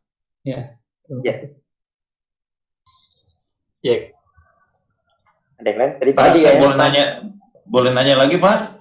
Boleh, silakan Pak. Iya nih, jadi apa? Jadi teringat juga nih, mumpung ingat gitu kan ya. Jadi ada dua pertanyaan, mungkin agak panjang ini. Yang pertama itu, jadi kan ini berkaitan dengan lagi suasana Maulid Nabi nih Pak ya. Ini gimana Pak ya? Kita yang sebagai orang awam gitu, ini hukumnya gimana ya? Ini sunnah, haram, apa mubah, apa ini ya, karena bercampur aduk informasinya nih sekarang ini. Sedangkan di satu sisi ada hadisnya yang mengatakan bahwa ya segala amal perbuatan yang tidak dilakukan ya maka akan tertolak gitu kan. Nah ini kayaknya suatu hal yang remeh tapi dipikir berat ya Pak Ustadz ya gitu ya. Gitu itu yang pertama ya, berkaitan dengan ya sekarang suasana Maulid, terus ada juga mungkin tahlilan ya gitu ya. Terus yang kedua ini Pak Ustadz tadi yang berkaitan dengan makalahnya ini, jadi saya ingat ini apa? Ini apakah apa yang cerita Nabi meminjam onta, Nabi meminjam 40 syah itu ya. Ini ya jadi saya selama ini ada kepikiran bahwa meminjam itu adalah riba gitu loh. Nah, saya sampai berusaha untuk menghindarkan pinjam meminjam gitu ya. Termasuk dengan lembaga gitu ya, finansial atau bank gitu ya. Nah ini dari contoh yang dilakukan Nabi ini berarti berarti Nabi pernah melakukan pinjam meminjam gitu ya, gitu. Jadi apalagi di Hongkong ini ya Pak ya. Jadi bank syariah kan nggak ada ya gitu ya di sini. Jadi kita ya kalau saya pribadi gitu kepikirannya riba gitu Pak, gitu ya dikit-dikit riba ada riba gitu dan sedangkan ya riba ini ya suatu hal yang suatu perkara yang berat gitu ya Pak ya, itu dua. Jadi ini gimana ya Pak solusinya dari Bapak Ustadz, jadi biar kita atau saya tenang gitu pikiran. Ya, makasih Pak Ustadz. Ya. Oke, terima kasih Pak Ori ya. Nama asli? Bukan nama panggilan? Ya, Ori, panggilan Pak, Orian ya. Orian. Oh iya. Ori bukan KW Ustaz. Orian namanya Ustaz. Ya, oke Pak Orian. Yang pertama tentang Maulid. Ini masalah khilafiyah. Yang sejak dulu sampai sekarang tidak akan pernah selesai dibahas. Dan sampai kapanpun tidak pernah selesai dibahas. Artinya ulama-ulama kita dulu sudah demikian rupa membahas, nggak selesai, artinya nggak satu pandangan. Makanya kalau kita bukan ulama, mencoba untuk menyatukan pandangan tidak akan pernah bisa. Sehingga pilihan kita hanyalah memilih mana yang bisa kita kuatkan sesuai dengan bacaan kita, sesuai dengan dalil-dalil yang sampai kepada kita. Tapi saya ingin menyampaikan dalil orang yang melakukan dan orang yang tidak melakukan. Orang yang tidak melakukan tadi dalilnya mengatakan bahwasanya segala amalan yang tidak ada tuntunannya maka dia tertolak. Kullu amalin laisa 'alaihi amruna fahuwa raddun. Nah, ini perlu saya jelaskan bahwasanya tidak ada tuntunan itu bukan berarti tidak dicontohkan.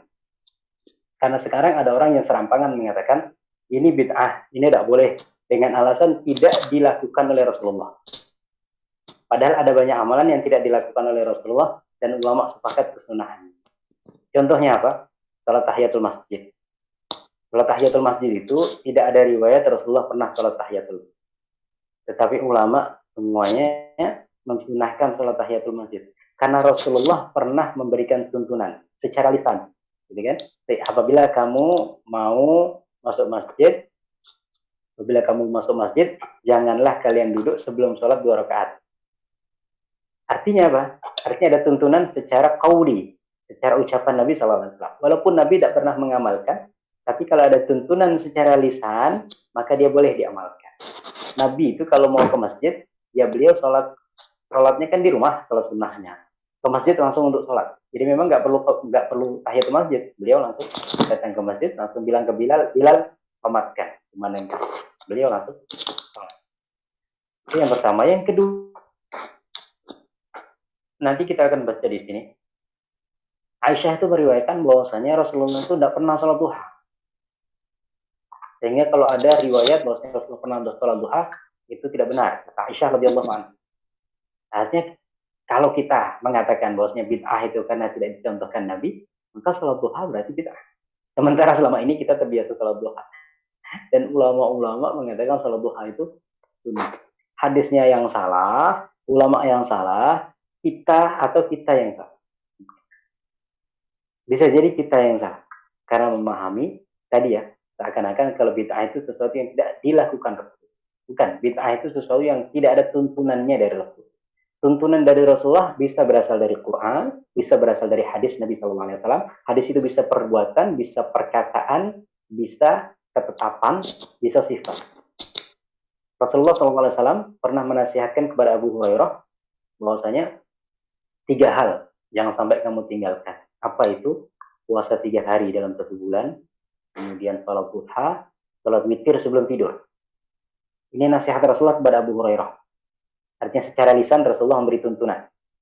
Tetapi Rasulullah nggak pernah mengamalkan. Rasulullah witirnya itu setelah tahajud. Tapi Rasulullah memerintahkan Abu Hurairah witir sebelum tidur.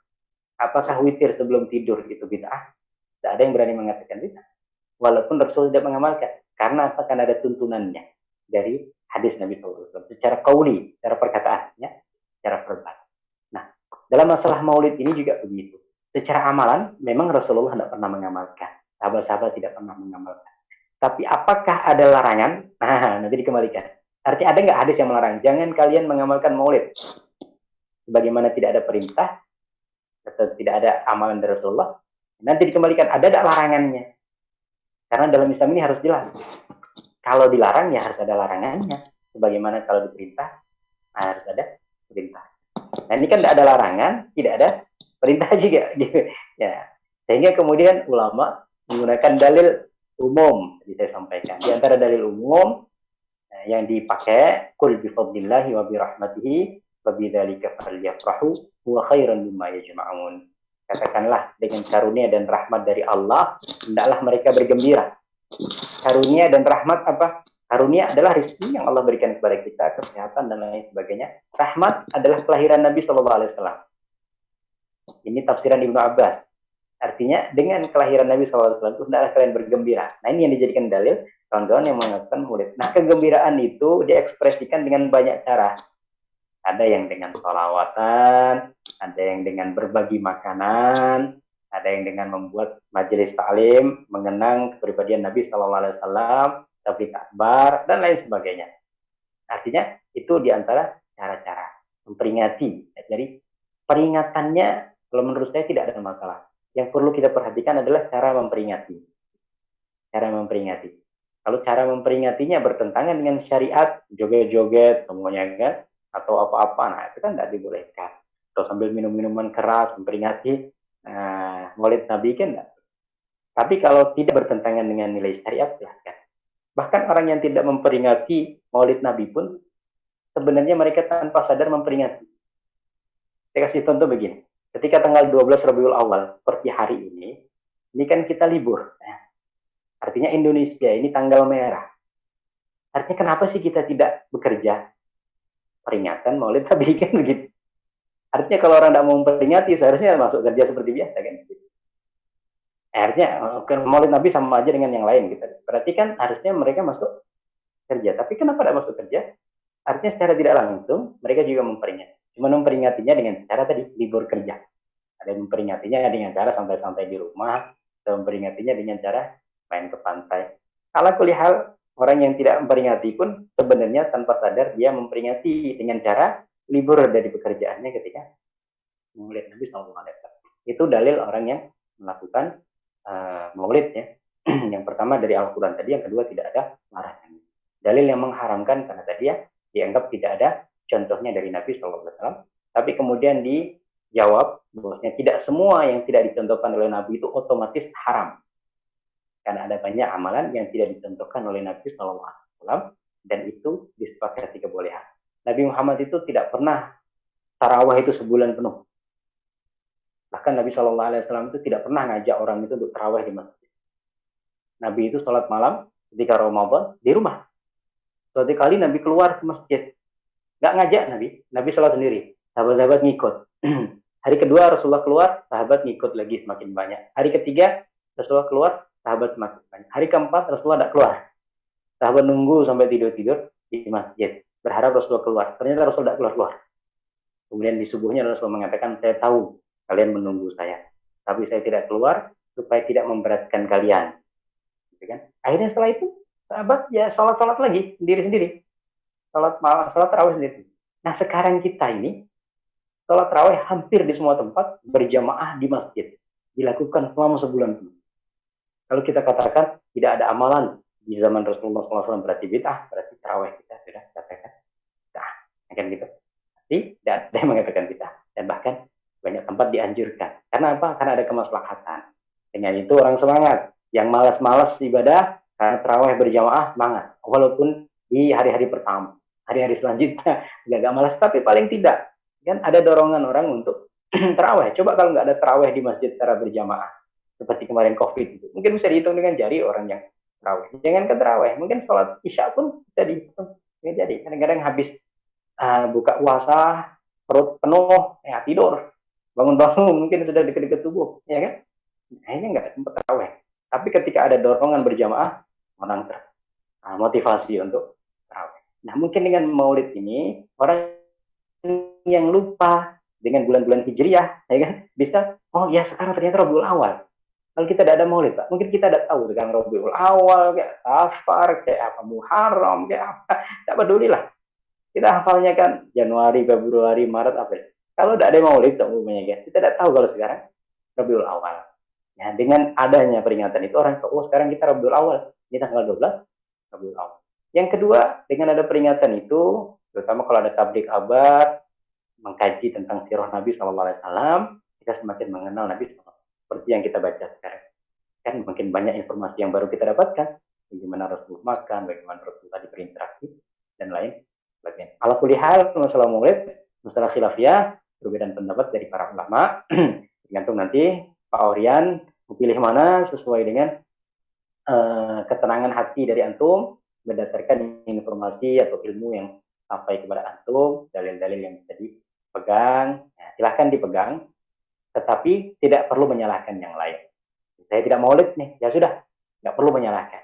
Karena kalau kita menyalahkan kawan kita yang Maulid, ini yang jadi sumber perpecahan, sumber pertikaian. Kalau hanya sekedar pilihan, saya tidak Maulid. Nah, kawan saya Maulid, ada ulamanya, ada dalilnya, ya silahkan menunggu. Tapi kalau kita tidak Maulid, kita nyalain yang Maulid, nah jadi bertengkar. Kita yang Maulid, nyalain yang tidak Maulid, bertengkar juga. Tinggal milih saja. Saya milih kopi, antum milih teh, ya silahkan. Sama-sama kita minum, gitu. Tapi kalau saya milih kopi, saya menghina orang yang minum teh, nah jadi marah orang yang minum teh. Orang yang minum teh menghina saya minum kopi, jadi marah. Jadi masalah pilihan itu, silahkan diambil mana yang kira-kira sesuai dengan ketenangan hati kita, tanpa kita menyalahkan pendapat yang berbeda dengan kita, karena semuanya insya Allah ada ulamanya. Kalau kita mau mengkaji, mau menyalahkan, tidak akan selesai. Sudah ada ratusan buku yang membahas tentang masalah khilaf jahil. Kemudian yang kedua, tentang riba atau apa tadi? Sebelum riba tadi apa? Atau saya jawab tentang riba dulu ya? Iya Pak. Ya, riba. Pinjaman. Secara, Pinjaman. Ya, tentang pinjaman. Pinjaman itu sesuatu yang dibolehkan dalam Islam. Yang tidak dibolehkan adalah pinjaman yang melebihkan dari apa yang dipinjam dengan persyaratan yang sudah ditetapkan di awal. Secara kontan maupun kredit menjadi 12 juta. Yang itu sudah ditetapkan di awal antara peminjam dan yang dipinjam. Tapi kalau seumpamanya saya meminjam 10 juta, ya sudah, gak ada ketetapan apapun, keputusan apapun, kembali 10 juta. Tapi kemudian dengan kemurahan hati saya, aduh, kasihanlah, saya kasih tambahan 2 juta. Itu dibolehkan. Seperti yang dilakukan Rasulullah. Jadi Rasulullah mengembalikan menjadi 80 tok tadi, tidak ada ketetapan di awal. Muhammad, kamu harus mengembalikan sekian. Kalau ada ketetapan di awal, itulah yang disebut dengan riba. Riba kebanyakan itu berkaitan dengan utang piutang. Tapi tidak semua utang piutang itu mengandung riba. Nah, ini perlu kita pahami ya. Tidak semua pinjaman itu berkaitan dengan riba. Jadi pinjaman kullu qarubin jara naf'an fahuwa riba. Pinjaman yang ada kelebihan yang sudah ditetapkan di awal, maka itulah yang disebut dengan riba. Kalau pinjaman seperti biasa, silahkan ya, minjam uang 10 juta, kembali 10 juta, dicicil maupun kontan, kalau tetap 10 juta, ya tidak masuk bagian dari riba. Dan Rasulullah SAW juga terbiasa pinjam meminjam seperti yang tadi kita bahas. Bahkan Rasulullah meminjam ke orang Yahudi. Rasulullah bahkan menggadaikan baju perangnya ke orang Yahudi. Artinya menggadaikan sesuatu kan berarti mengambil pinjaman sebagai jaminan baju perang. Berarti Rasulullah mengambil, Allah alam nggak disebutkan apakah mengambil makanan atau mengambil uang, tapi Rasulullah menggadaikan baju perangnya. Gadaikan itu berarti kan jaminan. Berarti ada yang dipinjam dari beliau. Nah, jadi itu. Kemudian yang kedua, dalam masalah jual beli juga. Jual beli ini, jual beli kredit terutama, jual beli kredit itu tidak selalunya dia riba. Ya. Dan jual beli kredit ini dibolehkan dalam Islam. Yang penting ditetapkan di awal. Tadi sudah di sini ditetapkan ya. Jadi Rasulullah SAW jual beli yang disepakati bersama. Ada orang Yahudi menjual barang kepada beliau dengan jangka waktu tertentu yang sudah disepakati bersama. Ini yang menjadi kebolehan kredit. Artinya kredit ini pas harganya 15 juta ya, dicicil setiap bulan 1 juta selama 15 bulan. Berarti harga 15 juta, berarti sudah ditetapkan. Dan ditetapkan itu harga segitu, maka boleh. Ya. Tapi kalau kontan kok beda dengan kredit?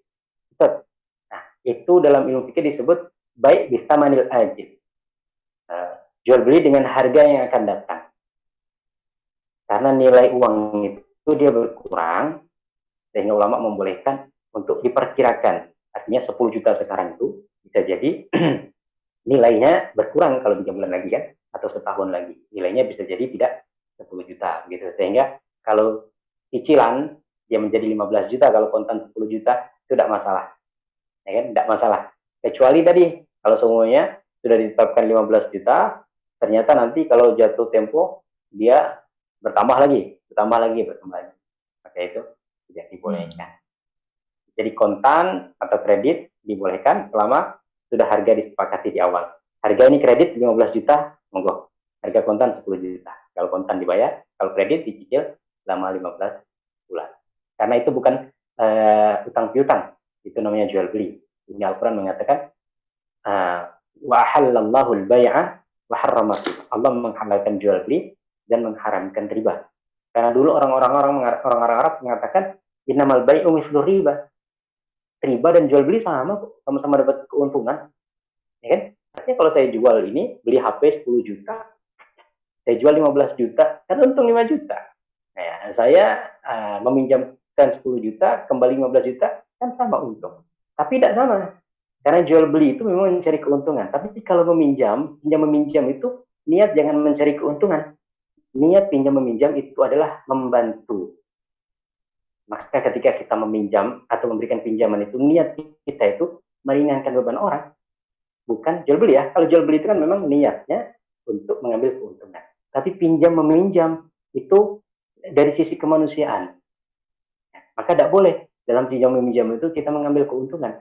Karena pinjam meminjam itu sisinya kemanusiaan, bukan sisi ekonomi. Kalau jual beli tentu sisi ekonomi. Sehingga Islam melarang dalam masalah pinjam meminjam itu ada kelebihan atau pengambil keuntungan. Karena ini sisi kemanusiaan, membantu, meringankan. Sehingga beda ya. Nah, walaupun seakan-akan sama tadi ya, sama-sama mengambil keuntungan, enggak. Karena beda sisi. Ini sisi bisnis memang, kalau ini sisi kemanusiaan. Pinjam-minjam jangan dijadikan sebagai andil. Itu tentang riba. Ada yang lain Pak Farid? Apa yang belum tadi? Ya, jadi Atau ada yang kurang jelas?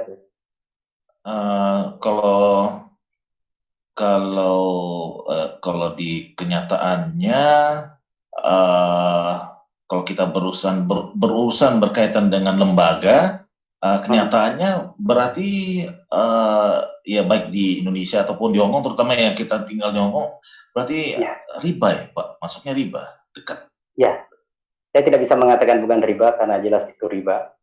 Cuman saya perlu sampaikan bahwasanya Rasulullah pernah bersabda di akhir zaman nanti semua orang itu akan terlibat dengan riba. Sedikit banyak. Kita tidak bisa, saya bisa pastikan tidak ada orang di dunia ini yang 100% bisa bersih dari percikan riba. Memang kita tidak menabung uang di bank, ya kan?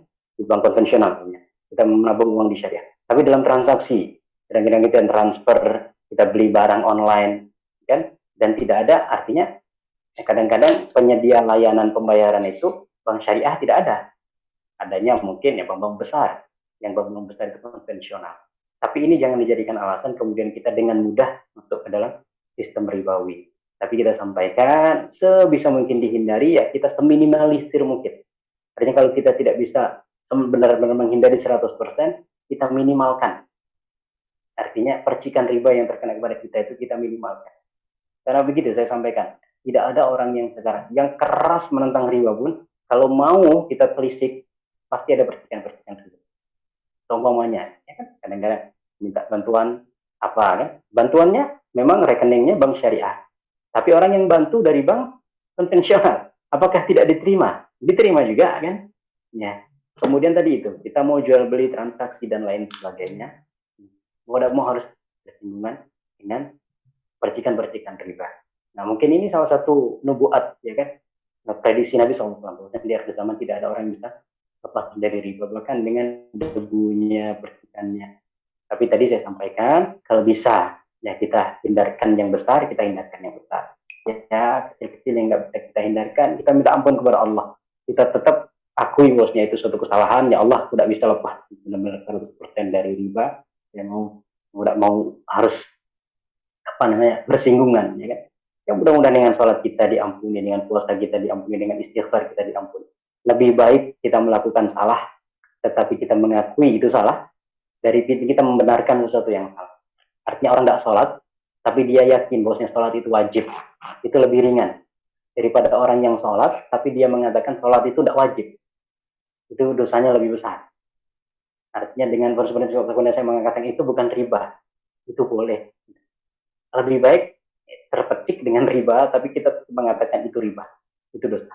Suatu saat mudah-mudahan Allah hindarkan kita, dan Allah ya selamatkan kita daripada ya kan mencari alasan untuk membenarkan bahwa itu gini ya kan, mencari alasan untuk benar.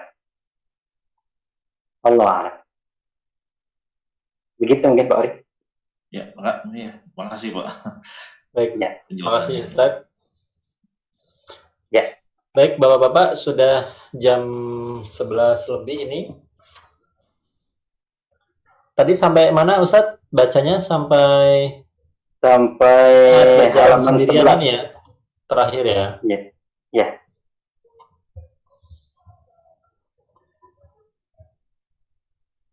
Masih ada pertanyaan lagi, Bapak-bapak?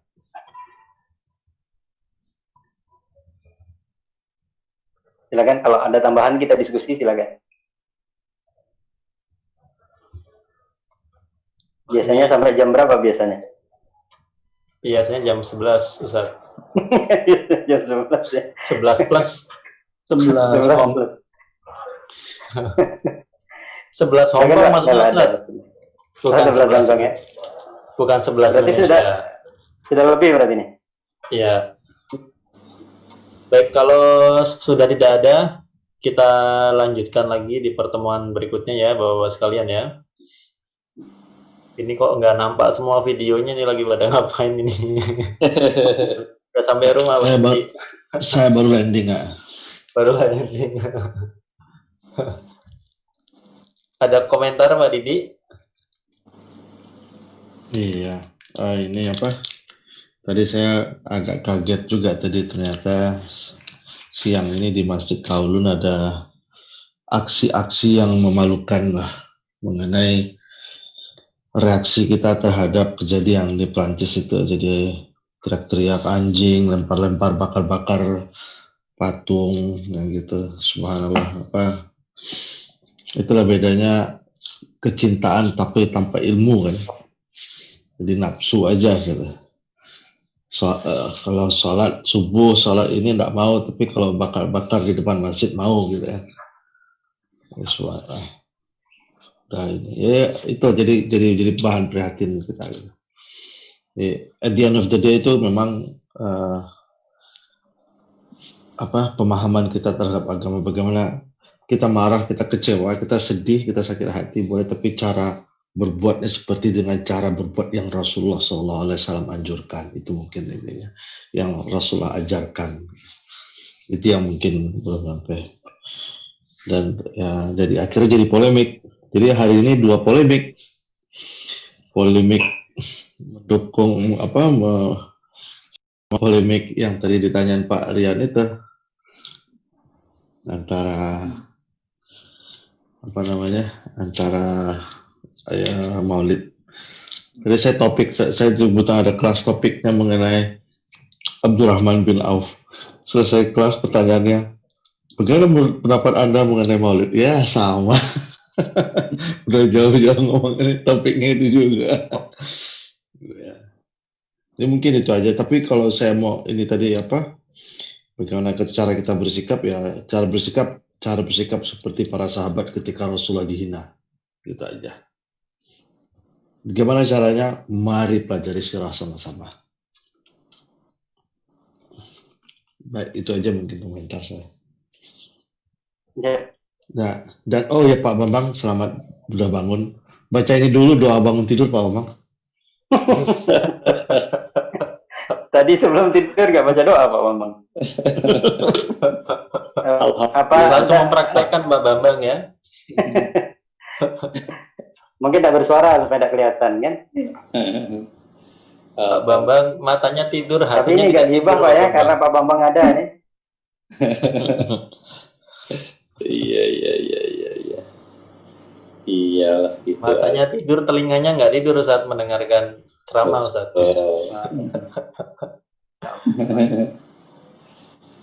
Baik, terima kasih Pak Didi. Ustaz ada komentar lagi sebelum kita akhiri Ustaz? Doa dulu katanya. Ya. Ya. Sebelum doa Ya, ada insyaallah. komentar lagi? Kita lanjutkan dengan doa. Baik. Ya, memang kecintaan kita kepada Nabi SAW masih sebatas zahir. Zahir. Kita tidak bisa pungkiri, sehingga ketika zahir Nabi yang dilecehkan kita bereaksi. Tapi banyak ajaran-ajaran yang selama ini dilecehkan kita tidak bereaksi. Tapi tidak bisa disalahkan juga, karena tadi ya ada orang yang memang tidak bisa menahan emosinya karena melihat junjungannya orang yang dimuliakan dilecehkan. Ya itulah batas kecintaan dia terhadap Rasulullah SAW. Mudah-mudahan seiring berjalannya waktu berubah, seperti halnya Umar bin Khattab. Umar bin Khattab itu kalau melihat Nabi SAW dilecehkan, langsung dia angkat pedang gitu. Padahal mungkin ada dia sebagian orang yang begitu. Padahal kalau kita lihat apa yang mau dilakukan Umar bin Khattab radhiyallahu anhu? Hendak membunuh Rasulullah. Nggak ada lebih hebat lagi daripada hendak membunuh. Ya. Ya. Itulah. Dulu Ya, mungkin artinya kecintaan kita kepada Nabi Sallallahu Alaihi Wasallam mudah-mudahan bertambah terus. Dan Rasulullah mengatakan, barang siapa yang mencintaiku, dia menghidupkan sunnahku. mungkin dulu pernah ingat kasus Arnold Ya. van Honen itu ya, Gimana Pak Didi? yang kasus Arnold van Honen yang parlemennya Belanda yang Ya. yang ikut melecehkan Rasulullah SAW. Ternyata sekarang luar biasa kan, dia masuk Islam, anaknya masuk Islam, malah perjuangan dia di Belanda memperjuangkan Islam malah lebih hebat lagi gitu. Jadi kasihan orang merugi yang dulu bakar-bakar ban. Yang beruntung tuh dulu pas dia melecehkan agama berdoa, ya Allah berikan kekuatan dengan masuknya dia Islam, benar masuk Islam, bawa anaknya masuk Islam, keluarga masuk Islam. Beruntung yang mendoakan dia gitu. Yang bakar-bakar ban tidak dapat untung. Oh, ban bekas. Tapi yang politikus Belanda ini dia menganjurkan juga untuk kita boikot. Boikot apa? Boikot produk Prancis. Kalau boikot Ustaz, menurut jadi Yang ini boikot itu yang si Van Damme. ya. Kalau boikot itu artinya dia setuju bahwasanya harus ada reaksi yang kita tampakkan. Oh ya Ada betul. reaksi yang kita tampakkan. Memang tadi ya reaksinya ya kita tidak bisa memaksakan, artinya menyeragamkan semua orang. Karena ada orang yang memang tadi ya dengan tingkat emosi tertentu, kemudian dengan kecintaan kepada Nabi dalam level tertentu, masih levelnya zahir gitu ya. Ya, ada yang levelnya tingkatan batin, karena memang selama ini kita melihat ajaran-ajaran Rasulullah banyak dilecehkan juga kan. Tapi ya seperti itu tadi, ada yang mungkin orang tingkatannya memang kecintaannya masih secara zahir dan emosinya Ya, masih. hanya saja Ustaz, kejadian di depan Masjid Kaulun itu dikhawatirkan, ini kita lagi meeting ini nih, dikhawatirkan berdampak negatif terhadap kebebasan beragama kita nanti di sini. Ya, betul. Nah, karena bakar polisi kan tidak ada izin, tidak ada ini, jadi melanggar. Jadi akhirnya orang-orang non Muslim, oh memang betul Islam itu bukan anti kedamaian, kelihatan kok. Jadi kan kita sendiri yang menunjukkan gitu. Ya itu yang disesalkan itu. Ya betul Pak Didi. Ya kita mungkin yang di sini atau sebagian sahabat kita ya kita jaga diri sama-sama, memang kita tampakkan reaksi tapi tetap sesuai dengan koridor-koridor kesopanan atau undang-undang yang berlaku di tempat-tempat yang kita pijat ya, apalagi ya kita di tempat-tempat minoritas yang kita sudah diizinkan untuk hidup sudah alhamdulillah. Nah, ini kan begitu ya. Kalau di tempat-tempat yang memang mayoritas muslim di negara-negara Arab ya silahkanlah, mereka negara mereka sendiri semuanya kan. Tentunya mereka punya kebebasan yang lebih daripada kita yang di negara minoritas. Jangan sampai nanti timbul fitnah yang lebih besar. Iya. Yang tadi kita takutkan. Udah hidupnya ditanggung pemerintah Hong Kong, dapat welfare, malah demo, kan malu kita. Ya. Oke. Insya Allah seperti itu. Kita sama-sama mudah-mudahan kita kecintaan kita kepada Nabi Sallallahu Alaihi Wasallam daripada level zahir menjadi level yang lebih dalam lagi. Insya Allah Ustaz. Insya Allah. Mengatakan man ahya sunnati faqad ahabbani. Barang siapa yang menghidupkan sunnahku, mengikuti sunnahku, maka dialah mencintaiku. Wa man ahabbani kuntu ana ma'ahu fil jannah. Barang siapa yang mencintaiku, maka aku akan bersamanya di kita hidupkan sunnah-sunnah Rasulullah SAW. Dengan tadi kita mengetahui beberapa hal ya, kita baru masuk di bab tidur dan langsung dipraktekkan oleh Pak Bambang dari alhamdulillah dalam mempraktekkan sunnah Nabi SAW. Jadi yang sebab nikah apa tuh Pak Bambang belum ada ya? Sudah ada ya. praktisi. Ya. Oke. Itu mungkin yang bisa kita kaji untuk malam hari ini. Mohon maaf ada salah-salah kata. Ya, bercanda-bercanda mohon dimaafkan Pak Bambang ya. Bapak yang lain supaya kita tidak terlalu serius. Mohon maaf, doa dulu Ustaz. Ya, kita akan berdoa. Ya. Kita awali doa membaca Al-Fatihah. A'udzubillahi minasyaitonir rajim. Bismillahirrahmanirrahim. Ar-Rahmanir-Rahim, Maliki yaumiddin. Iyyaka na'budu wa iyyaka Ihdinas siratal nasta'in. Shiratal ladzina an'amta 'alaihim ghairil maghdubi 'alaihim. Bismillahirrahmanirrahim. Alhamdulillahirabbil alamin wassalatu wassalamu ala asyrafil anbiya'i wal mursalin wa ala alihi wa sahbihi ajma'in. Allahumma ighfir lana dhunubana wa liwalidayna warhamhuma kama rabbayana shaghira. Ya Allah, ampunilah dosa-dosa kami, dosa-dosa orang tua kami, dosa-dosa saudara-saudara kami, dosa-dosa pasangan kami, dosa-dosa anak-anak kami, dosa-dosa guru-guru kami, dosa-dosa murid-murid kami, dosa-dosa masyarakat kami, dosa-dosa sahabat-sahabat kami, dosa-dosa kaum muslimin dan muslimat, baik yang sudah meninggal maupun yang masih hidup, ya Arhamar Rahimin. Allahumma ighfir lana wa li ikhwanina alladhina sabaquna bil iman wa la taj'al fi qulubina ghillan lil ladzina amanu rabbana innaka ra'ufur rahim. Ya Allah, ampunilah dosa-dosa kami dan dosa-dosa sahabat-sahabat yang telah mendahului kami. Jangan Engkau masukkan dalam hati kami rasa hasad, iri, dengki, benci kepada sahabat-sahabat muslim di antara kami, ya Arhamar Rahimin. Allahumma astur auratina. Ya Allah, tutupilah aib-aib dan kekurangan kami. Wa amin rawatina. Berikanlah ketenangan dalam jiwa kami. Wa aminna fi awtanina. Berikanlah keamanan dalam negeri kami. Wa aslih a'immatana wa wulata umurina. Perbaikilah pemimpin-pemimpin kami. Waj'al wilayatana fi man khafaka wattaqaka wa aqama syari'atak. Jadikanlah orang-orang yang berkuasa atas kami, orang-orang yang takut kepadamu, orang-orang yang menegakkan syariat dan agama, ya Arhamar Rahimin. Ya Allah, perbaikilah pribadi-pribadi kami. Jadikanlah kami pribadi-pribadi yang baik, dan perbaikilah pribadi-pribadi kami. Berikanlah kami pasangan-pasangan baik, perbaikilah pasangan-pasangan kami. Berikanlah kami keturunan dan anak-anak yang baik, perbaikilah keturunan dan anak-anak kami. Berikanlah kami, ya Allah, masyarakat yang baik, perbaiki masyarakat kami.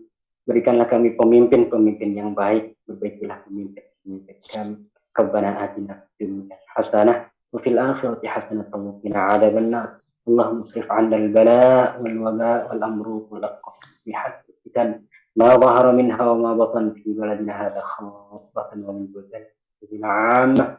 Allah, hindarkanlah kami dari bala, bencana, musibah, penyakit, kelaparan, dan segala keburukan, ya Arhamar Rahim. Rabbana atina fid dunya hasanah wa fil akhirati hasanah wa qina adzabannar. Wa sallallahu ala sayyidina Muhammadin an-nabiyyi wa ala alihi wa sallam. Subhana rabbika rabbil izzati amma yasifun wa salamun ala al-mursalin walhamdulillahi rabbil alamin. Alhamdulillahirabbil alamin. Baik.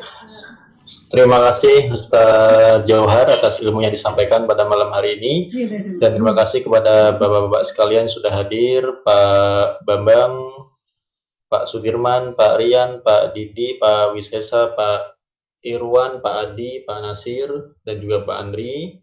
Kita insya Allah berjumpa lagi pekan depan di waktu yang sama dan tempat yang sama dengan tema yang berbeda. Insya Allah pekan depan kita akan membahas kembali mengenai akhlak.